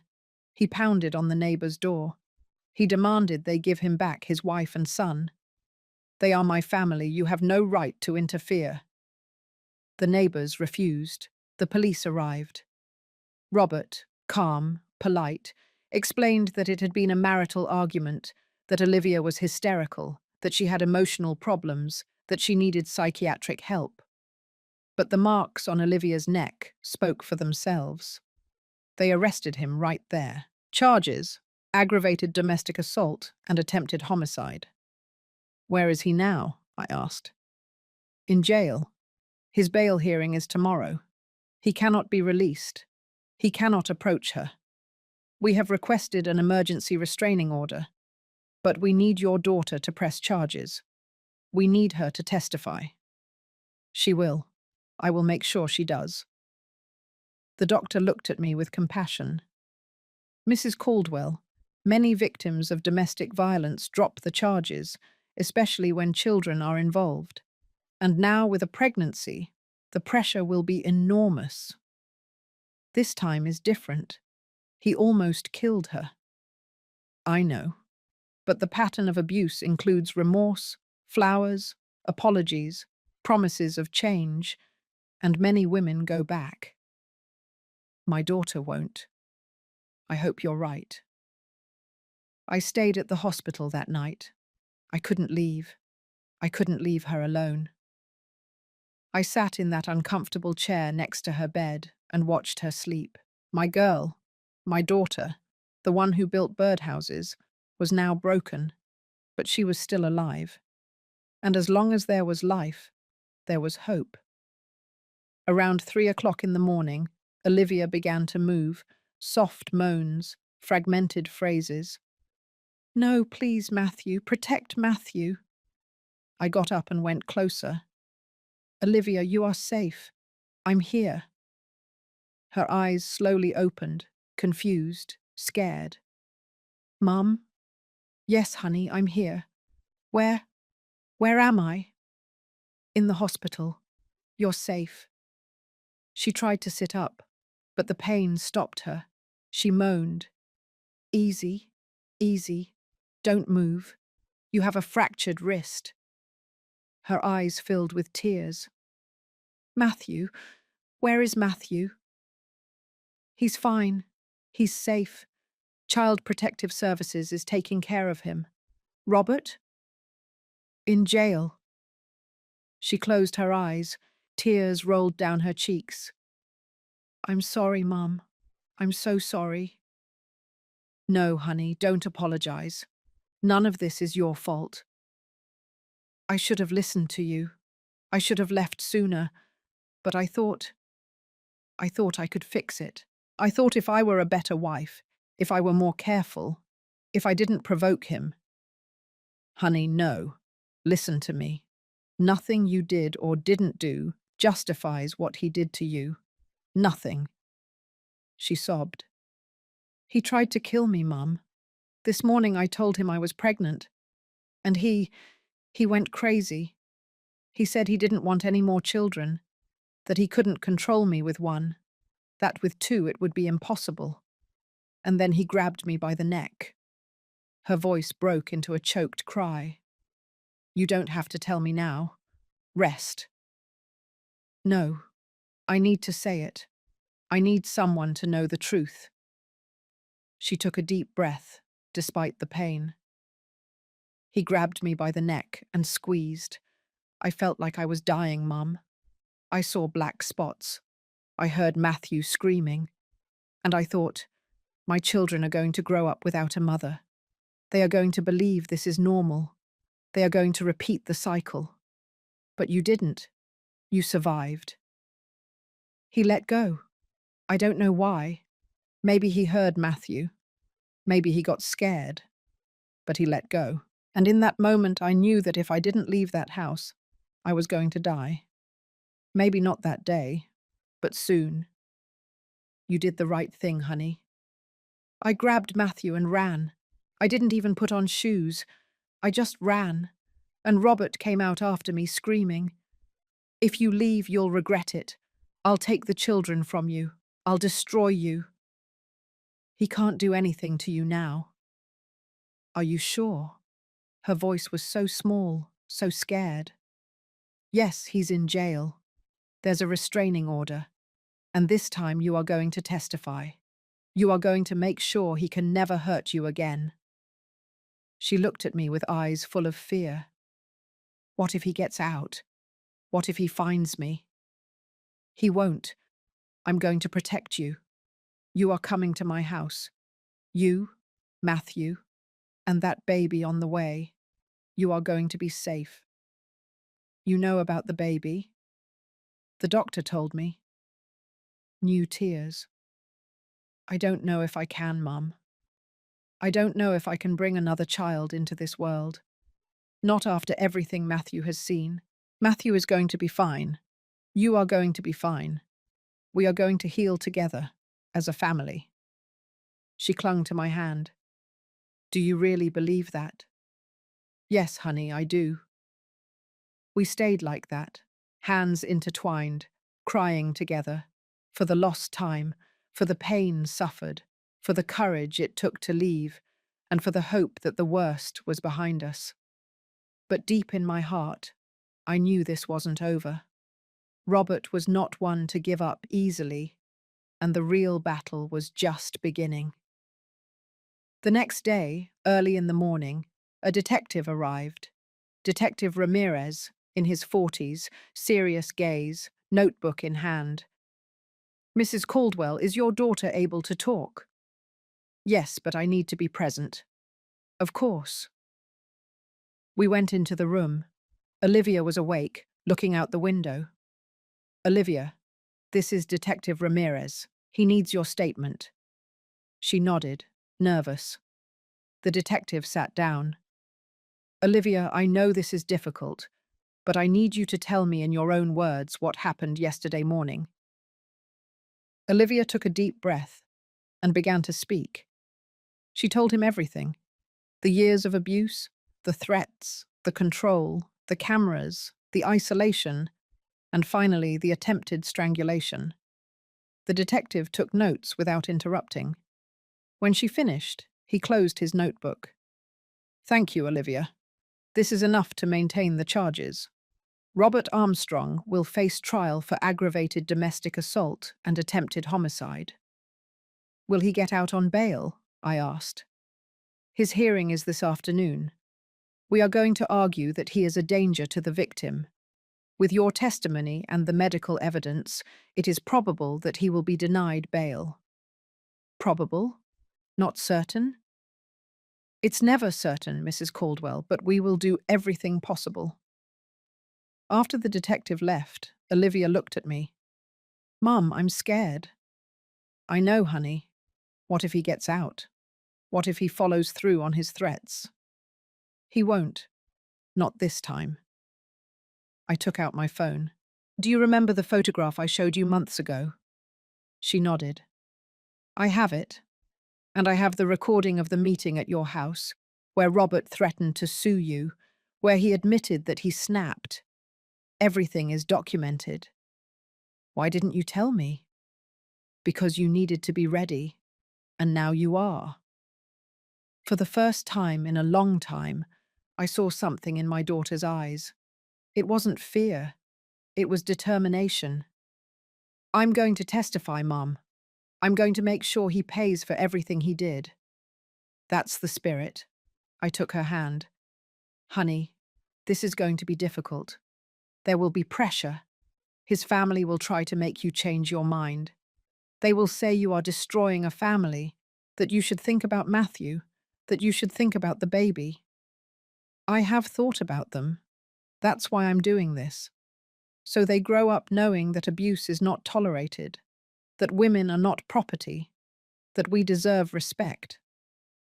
I felt my heart swell with pride. There she was, the brave woman I had raised, the one who built birdhouses, the one who dreamed of creating safe spaces. She had been there the whole time. She just needed to find the strength to leave. And finally she had done it. Olivia spent 3 days in the hospital. 3 days in which I watched my daughter slowly transform. Not back to who she was before. That would be impossible. No one goes back to being the same after surviving what she survived. But I saw something more valuable than lost innocence. I saw wisdom. I saw strength. I saw a woman who had touched the darkest bottom and had decided to climb up. Robert's bail hearing was on Wednesday. Olivia couldn't attend. She was still hospitalized. But I went. I sat in that cold courtroom, surrounded by lawyers, relatives, people waiting for justice. And I saw him walk in, Robert Armstrong, with handcuffs on his wrists, orange prison uniform, but maintaining that arrogant posture, that look that said, "This is just a misunderstanding." His father was there, Mr. Armstrong, sitting in the front row, in an expensive suit and an indignant expression. Mrs. Susan hadn't come. I wondered if she had ever had the choice. The judge entered. We all stood up. The prosecutor presented the case: attempted homicide, aggravated domestic assault, documented pattern of abuse. Your Honor, the accused is a clear and present danger to the victim. He has the financial resources to flee. He has motive to intimidate witnesses. We request that he be denied bail. Robert's lawyer stood up, a man in his 50s, perfect tie, leather briefcase. Your Honor, my client is a respected engineer, no criminal record, strong community ties. This was an isolated incident resulting from marital tensions. My client is willing to undergo intensive therapy, to wear an electronic monitoring bracelet, to comply with any condition the court imposes. Keeping him in pre-trial detention would be excessive. The prosecutor responded immediately. Isolated incident? We have photographs of previous assaults, witness testimonies, evidence of years of systematic abuse. The accused nearly killed his pregnant wife in front of his 3-year-old son. This is not marital tension. It is criminal violence. The judge listened in silence, taking notes. Finally, he spoke. I have reviewed the file. The photographs are disturbing. The victim's testimony is consistent. The strangulation marks are clear evidence of lethal intent. My heart pounded. However, the judge continued, the accused has no criminal record. He has constitutional rights to a fair defense.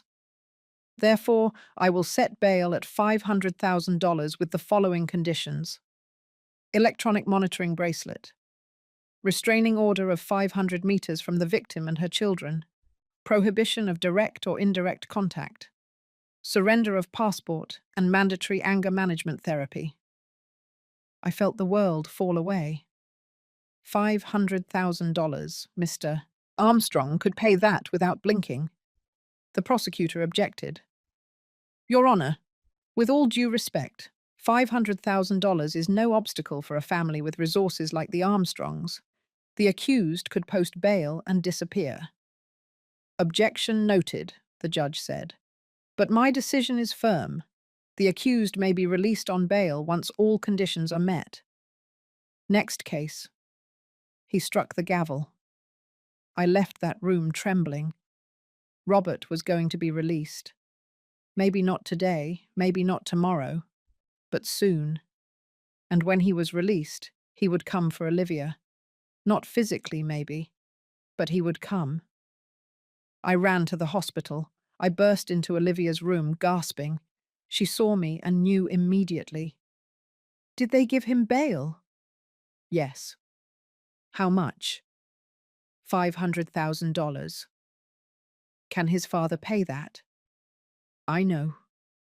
She put her good hand on her abdomen in an instinctive, protective gesture. How much time do we have? I don't know. Maybe a few days, a week at most. Then we have to move fast. Move? Honey, you're still in the hospital. I don't care. I need to get out of here. I need to get Matthew back. I need to leave before Robert gets out. Leave for where? Your house. You said it would always be open to me. And it is. Of course it is. Then get me out of here.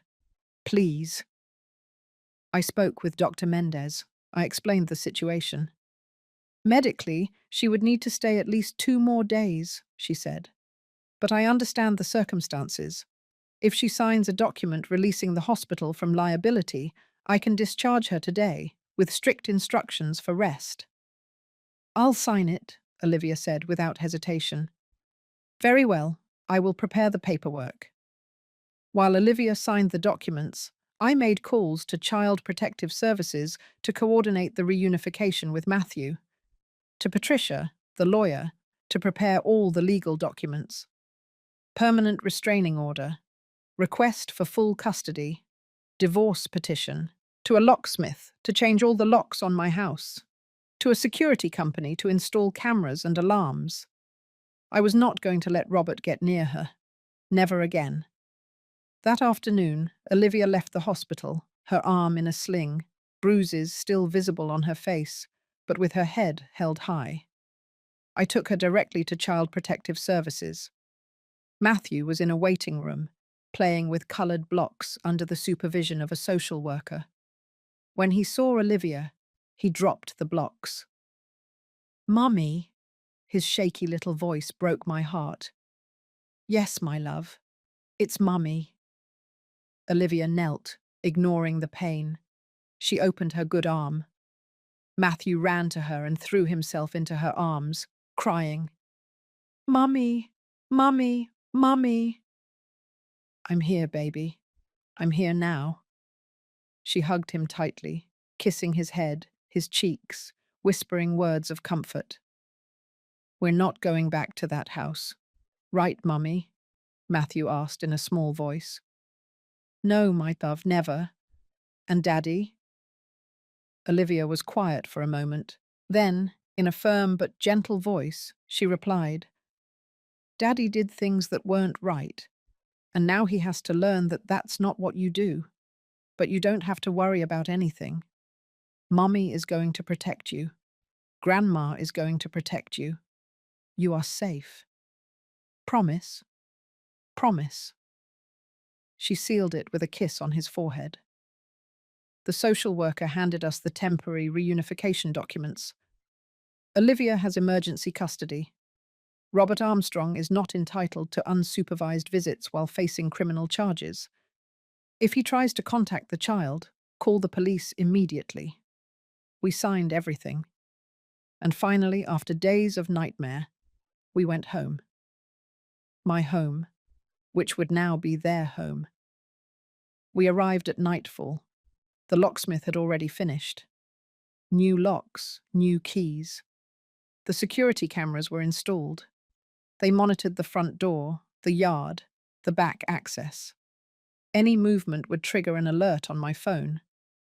I prepared the guest room for Olivia and Matthew. Clean sheets, soft towels, fresh flowers on the nightstand. Welcome home, honey. Olivia looked around with tears in her eyes. Thank you, Mum, for everything, for not giving up on me, for being here when I finally managed to leave. I will always be here. We had a simple dinner that night. Chicken noodle soup, toast, chamomile tea. Matthew fell asleep on the sofa at 8 o'clock, emotionally exhausted. I carried him to bed. I put on his favorite pajamas that we had rescued from the house. I tucked him in carefully. Grandma? He mumbled, half asleep. Yes, my love. Am I not going to have nightmares anymore? Maybe you'll still have some, but I'm going to be here. And your mummy too. And when you're scared, you call us and we'll come running. Is that all right? That's all right. I kissed him on the forehead. I left the room and found Olivia in the living room, looking out the window. I sat down next to her. How do you feel? I don't know. Relieved, scared, angry, all at the same time. It's normal. When does it stop hurting, Mum? I don't know, honey, but every day it hurts a little less. She leaned her head on my shoulder. There's something I need to do, she said after a long silence. What? I need to go to the house one last time. There are things I want to retrieve. Documents, photos of Matthew as a baby, some items that belonged to Dad that he gave me before he died. Honey, that can wait. No, I need to do it before Robert gets out, before he changes the locks, before he destroys everything to hurt me. Then we will go together, with a police escort. Can we do that? Yes, it's called property retrieval with police protection. Patricia mentioned it. You can request an officer accompany you to retrieve your things. I want to go tomorrow. Are you sure? I need to close that chapter, Mum. I need to take my things out of that house and never go back. The next day, we coordinated with the police. 2 officers would accompany us at 10 o'clock in the morning. Olivia had a list. Personal documents, birth certificates, photo albums, Matthew's clothes, some jewellery that had been my mother's and that I had inherited to her, the architectural drawings she had done years ago. We will only have 1 hour, the officer warned us.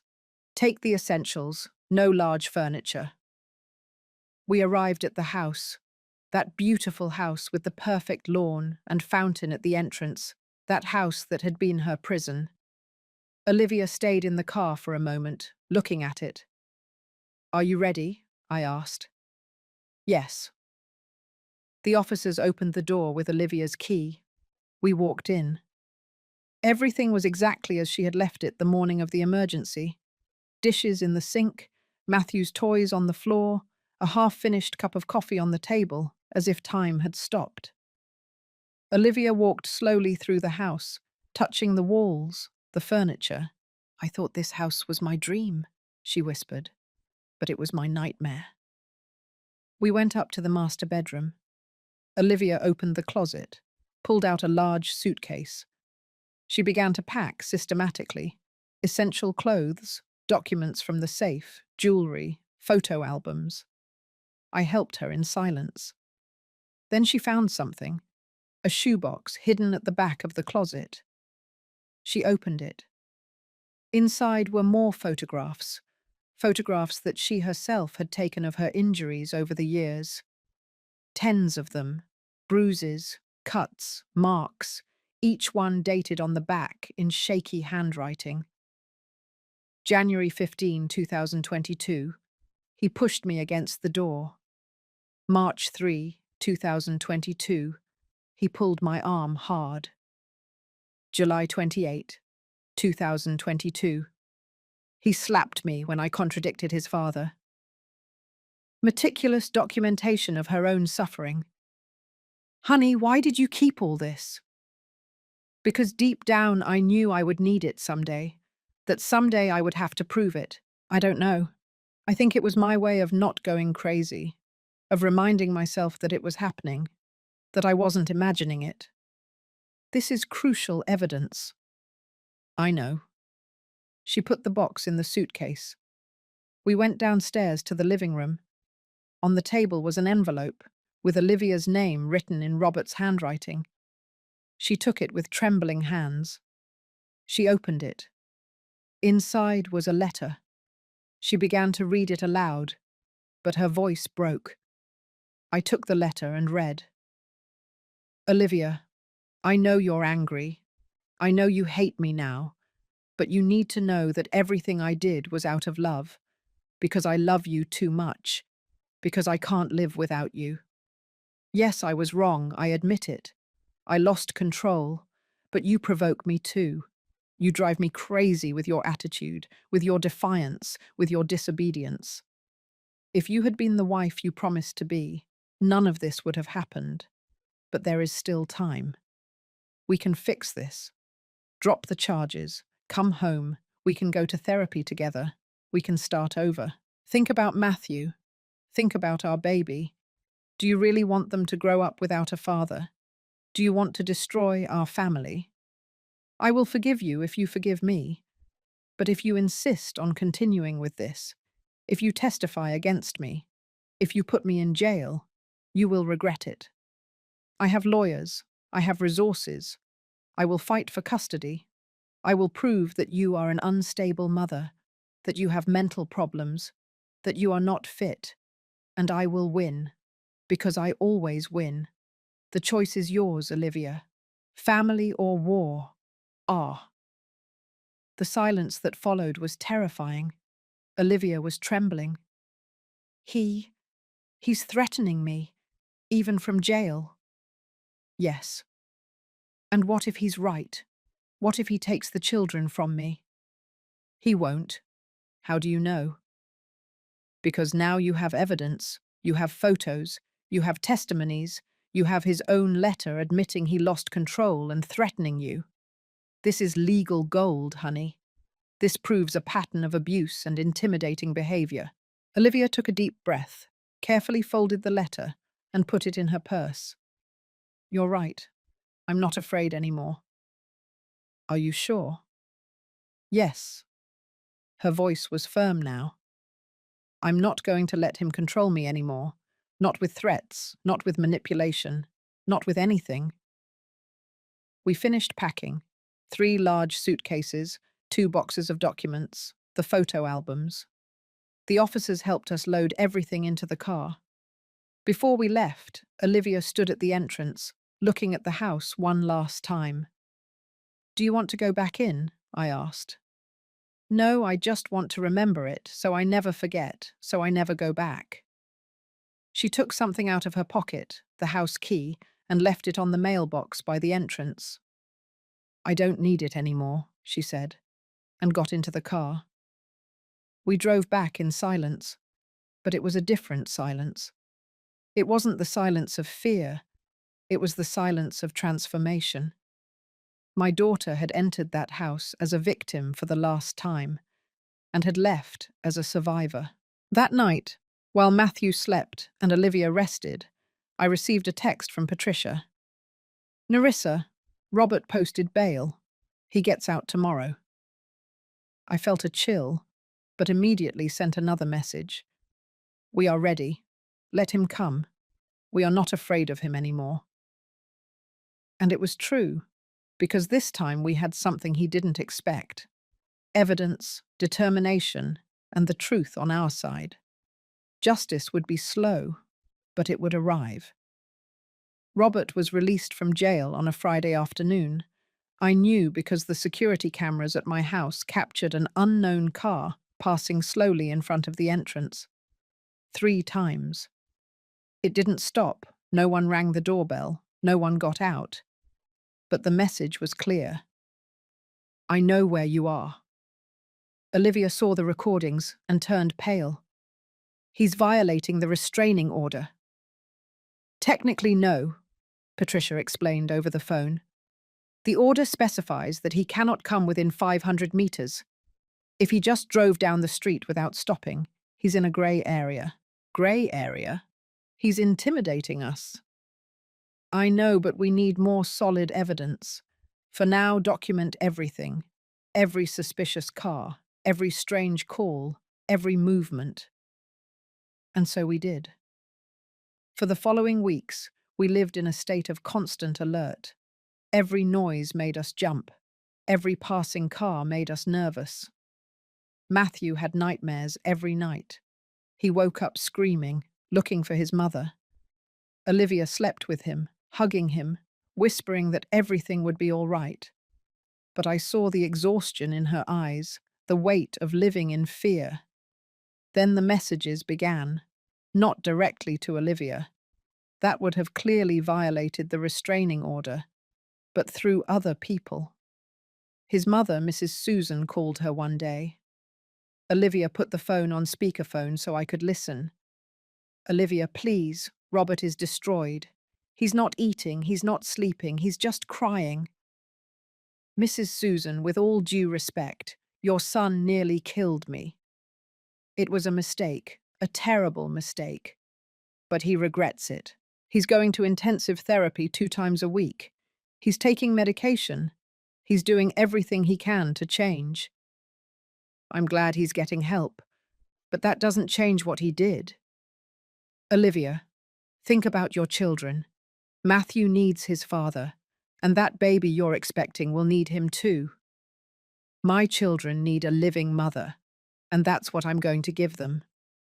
Don't be cruel, Olivia. Don't destroy my son's life over a moment of weakness.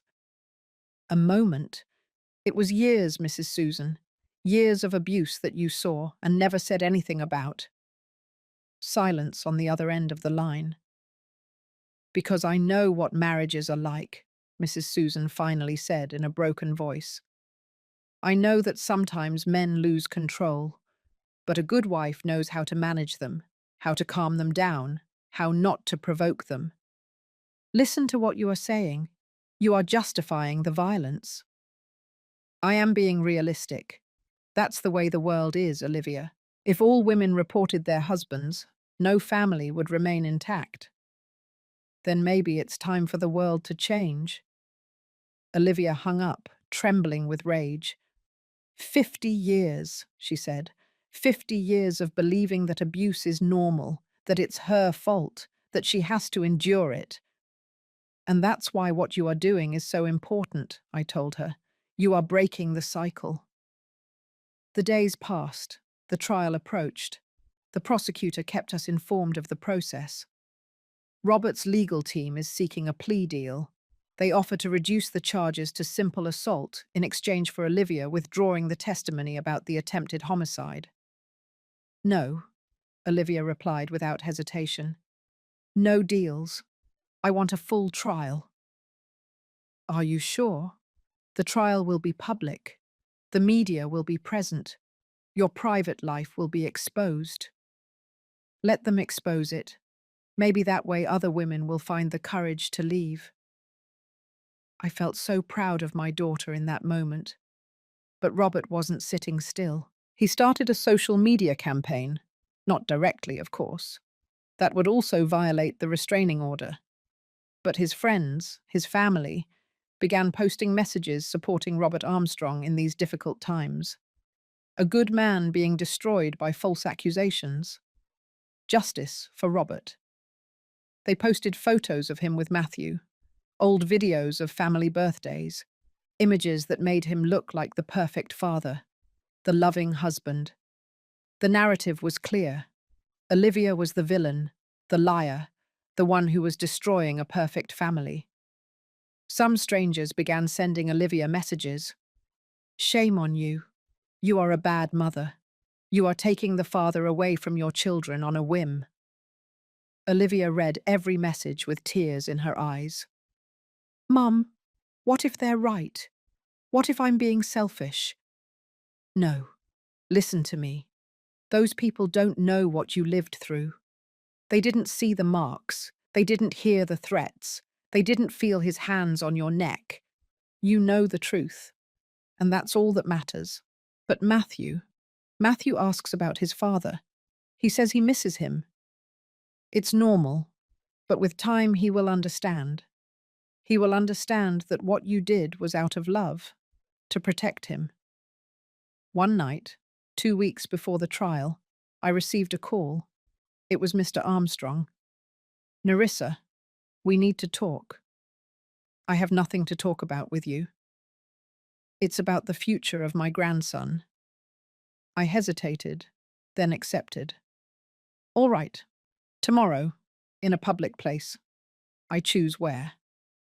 Whatever you want.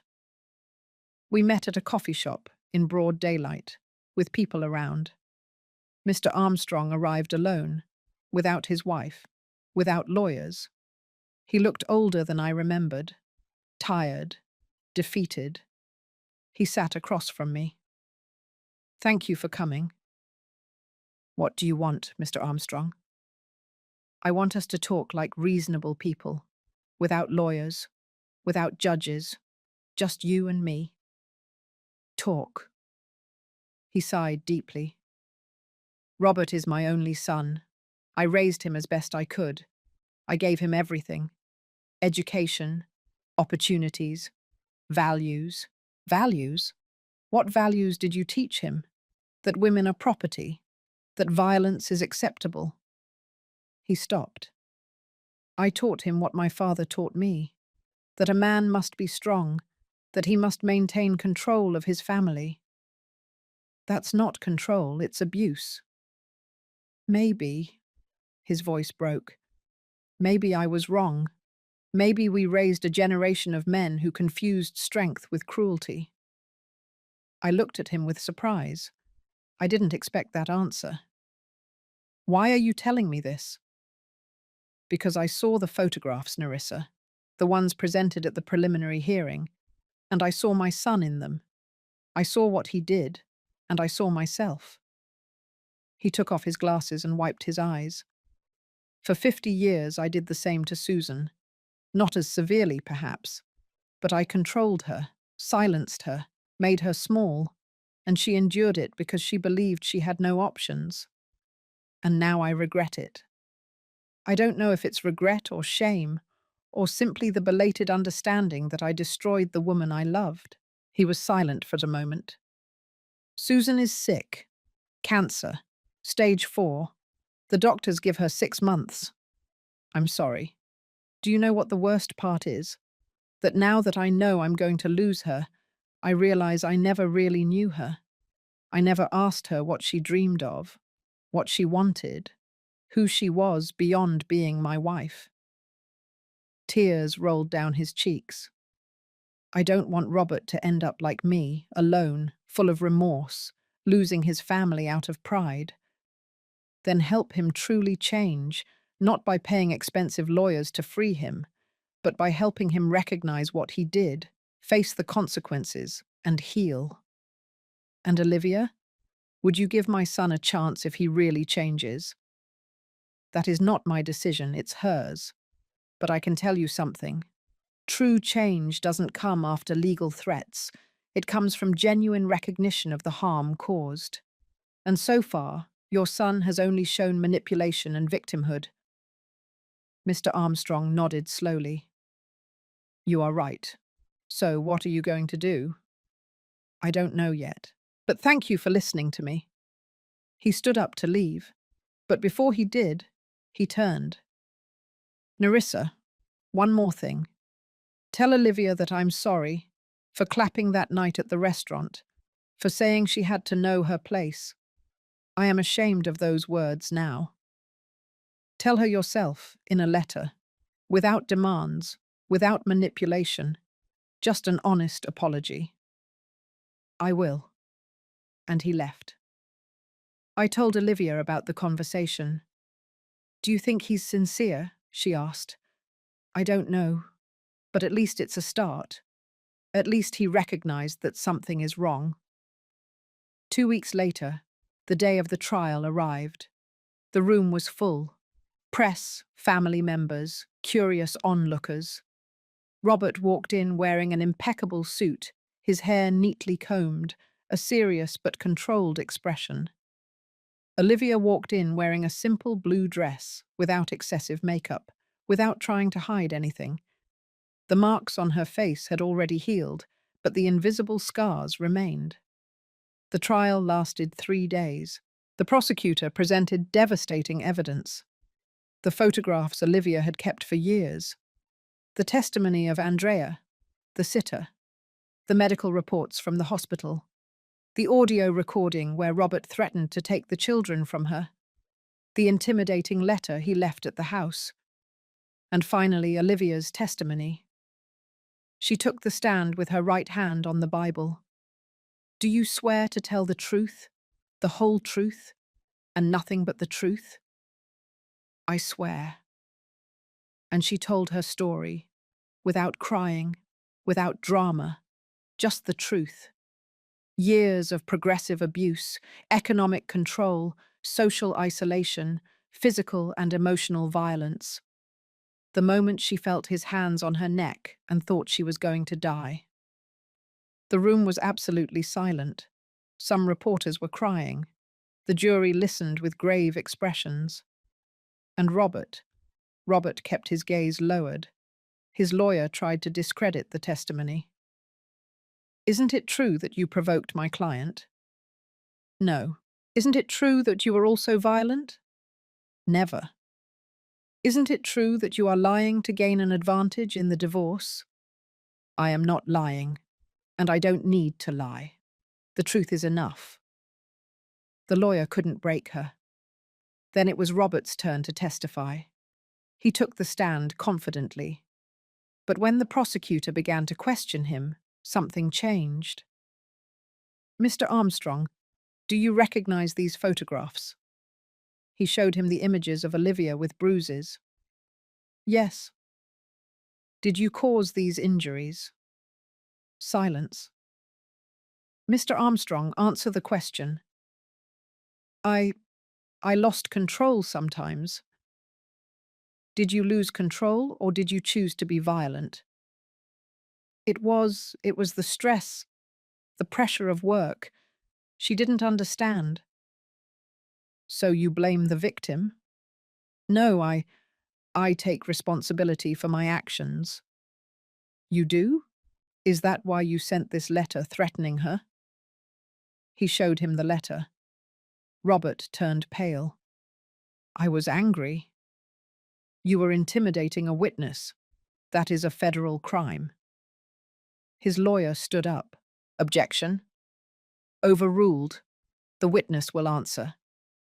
Robert was falling apart in front of everyone. And I realized something. Abusers are only brave when they have power. When that power disappears, only cowardice remains. The jury deliberated for 6 hours. When they returned, their verdict was unanimous. Guilty of aggravated domestic assault, guilty of attempted homicide, guilty of witness intimidation. The sentence was handed down 2 weeks later. 8 years in prison, no possibility of sentence reduction, permanent restraining order, loss of custody, supervised visits only if Matthew, when he grows up, wishes to have contact. Robert listened to the sentence without expression. Then, just before he was handcuffed, he turned toward Olivia. Someday you will understand that everything I did was because I loved you too much. Olivia looked him directly in the eyes, and with a firm, clear voice, without trembling, she replied, Love doesn't hurt.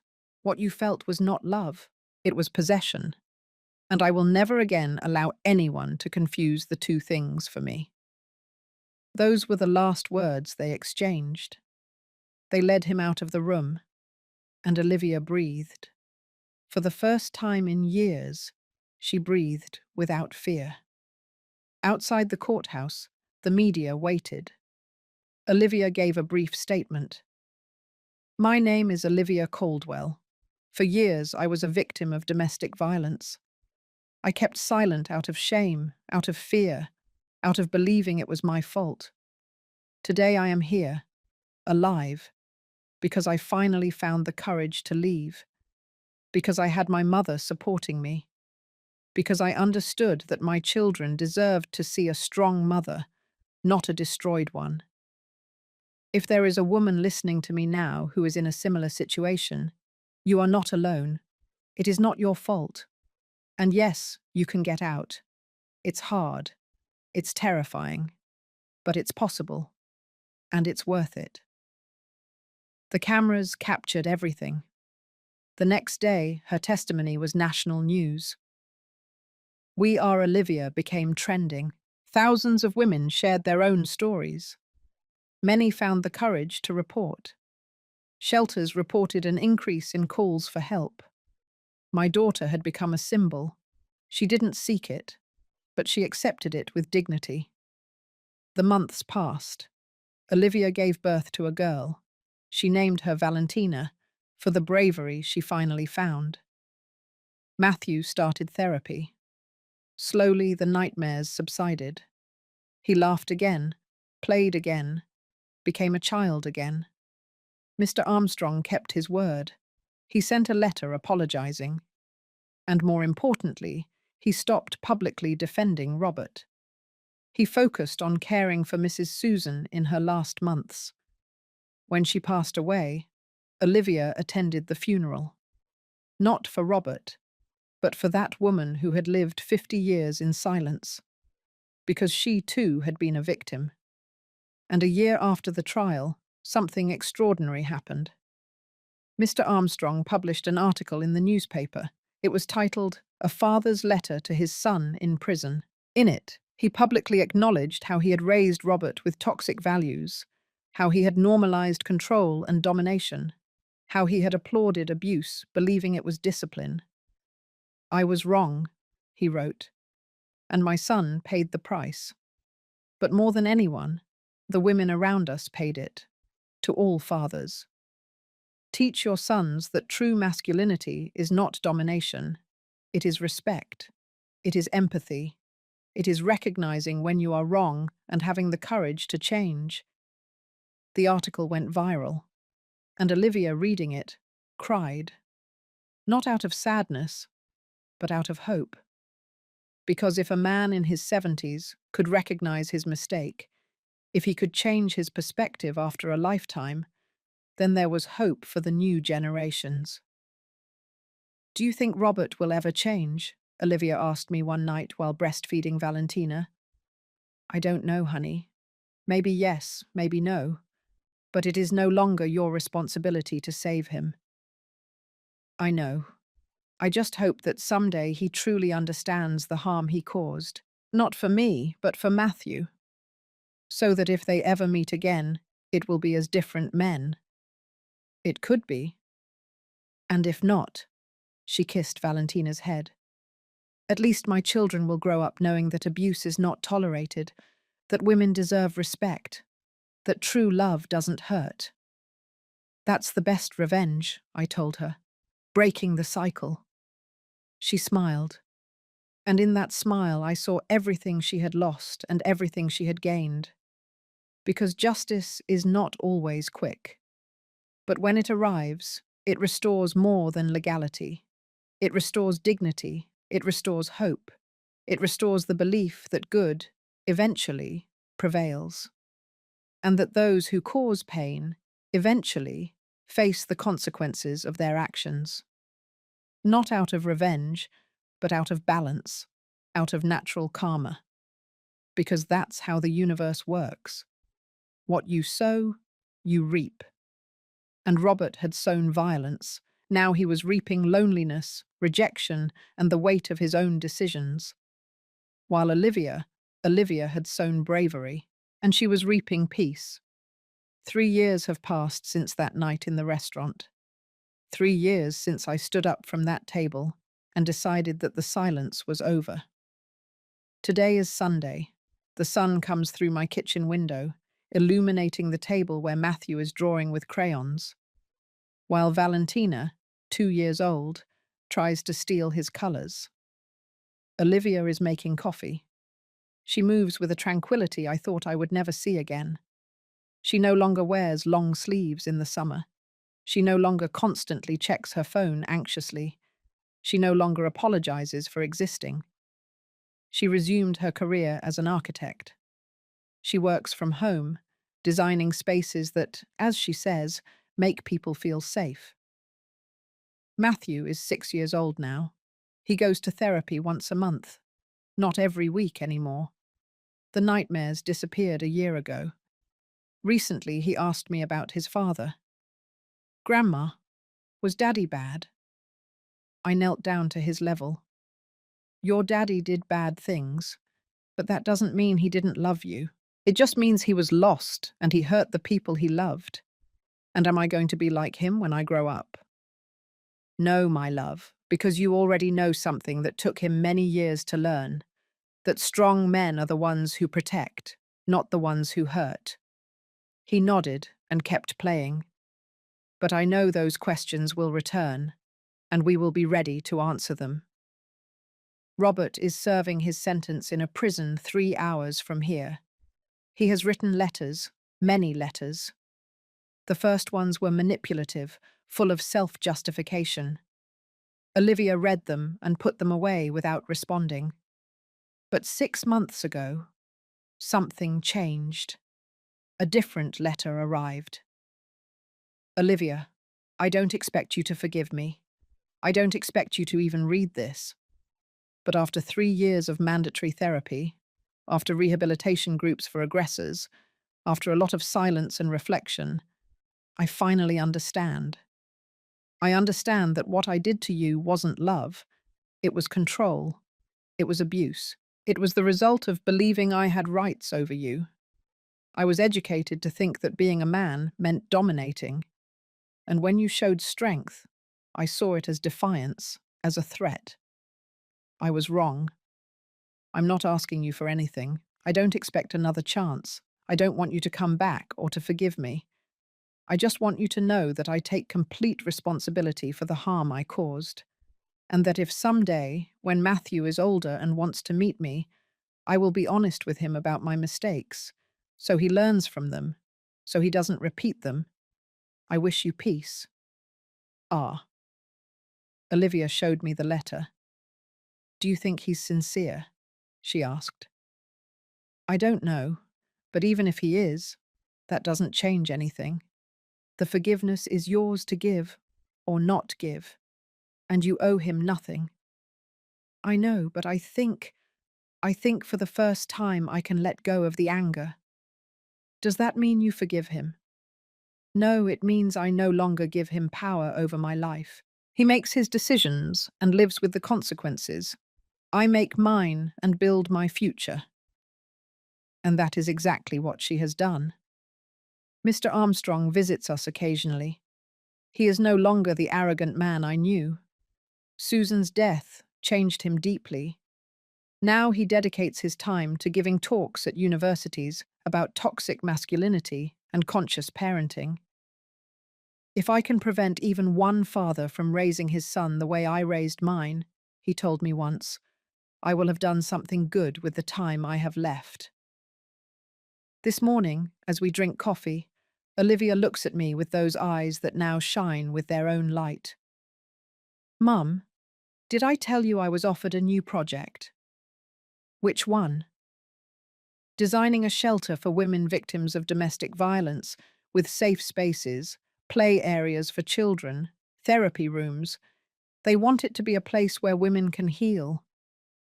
"Honey, that is perfect. Remember when I was a little girl and I built that birdhouse?" "Of course." "I said that the birds needed a safe place. I think my whole life I've wanted to create those places, but I had to learn first that I deserved one too." She takes my hand. Thank you, Mum, for never giving up, for being there when I finally managed to leave, for believing in me when I didn't believe in myself. Honey, you did the hard work. I just held the door open. But without that open door, I wouldn't have known where to go. We hug, and in that hug is everything: the pain of the past, the strength of the present, the hope for the future. Matthew approaches with a drawing. Mummy, look, it's our family.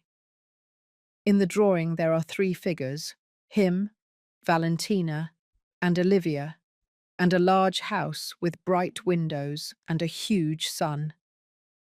It's beautiful, my love. See? This house has lots of windows, so lots of light comes in, because there is no fear in the light. Olivia looks at me with tears in her eyes. Even the children understand. Darkness was where they lived, but light is where they are healing.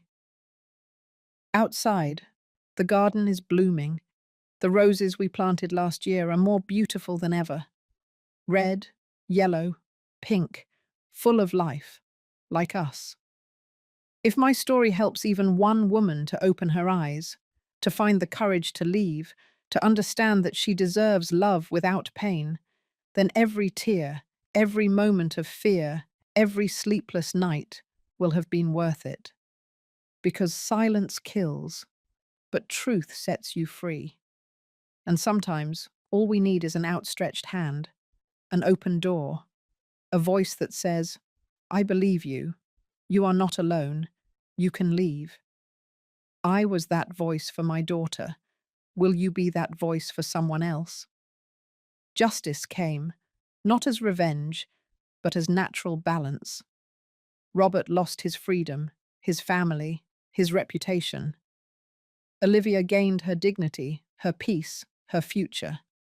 And we learned that true love does not control, does not hurt, does not destroy. True love sets you free, protects you, builds you up. This is my story, the story of a mother who didn't give up, and of a daughter who found the courage to fly. Thank you for listening until the end. If this story touched your heart, subscribe and hit the little bell to hear more stories of women who transformed their pain into wisdom. Every day, one woman, one life lesson. Share this story with someone you love.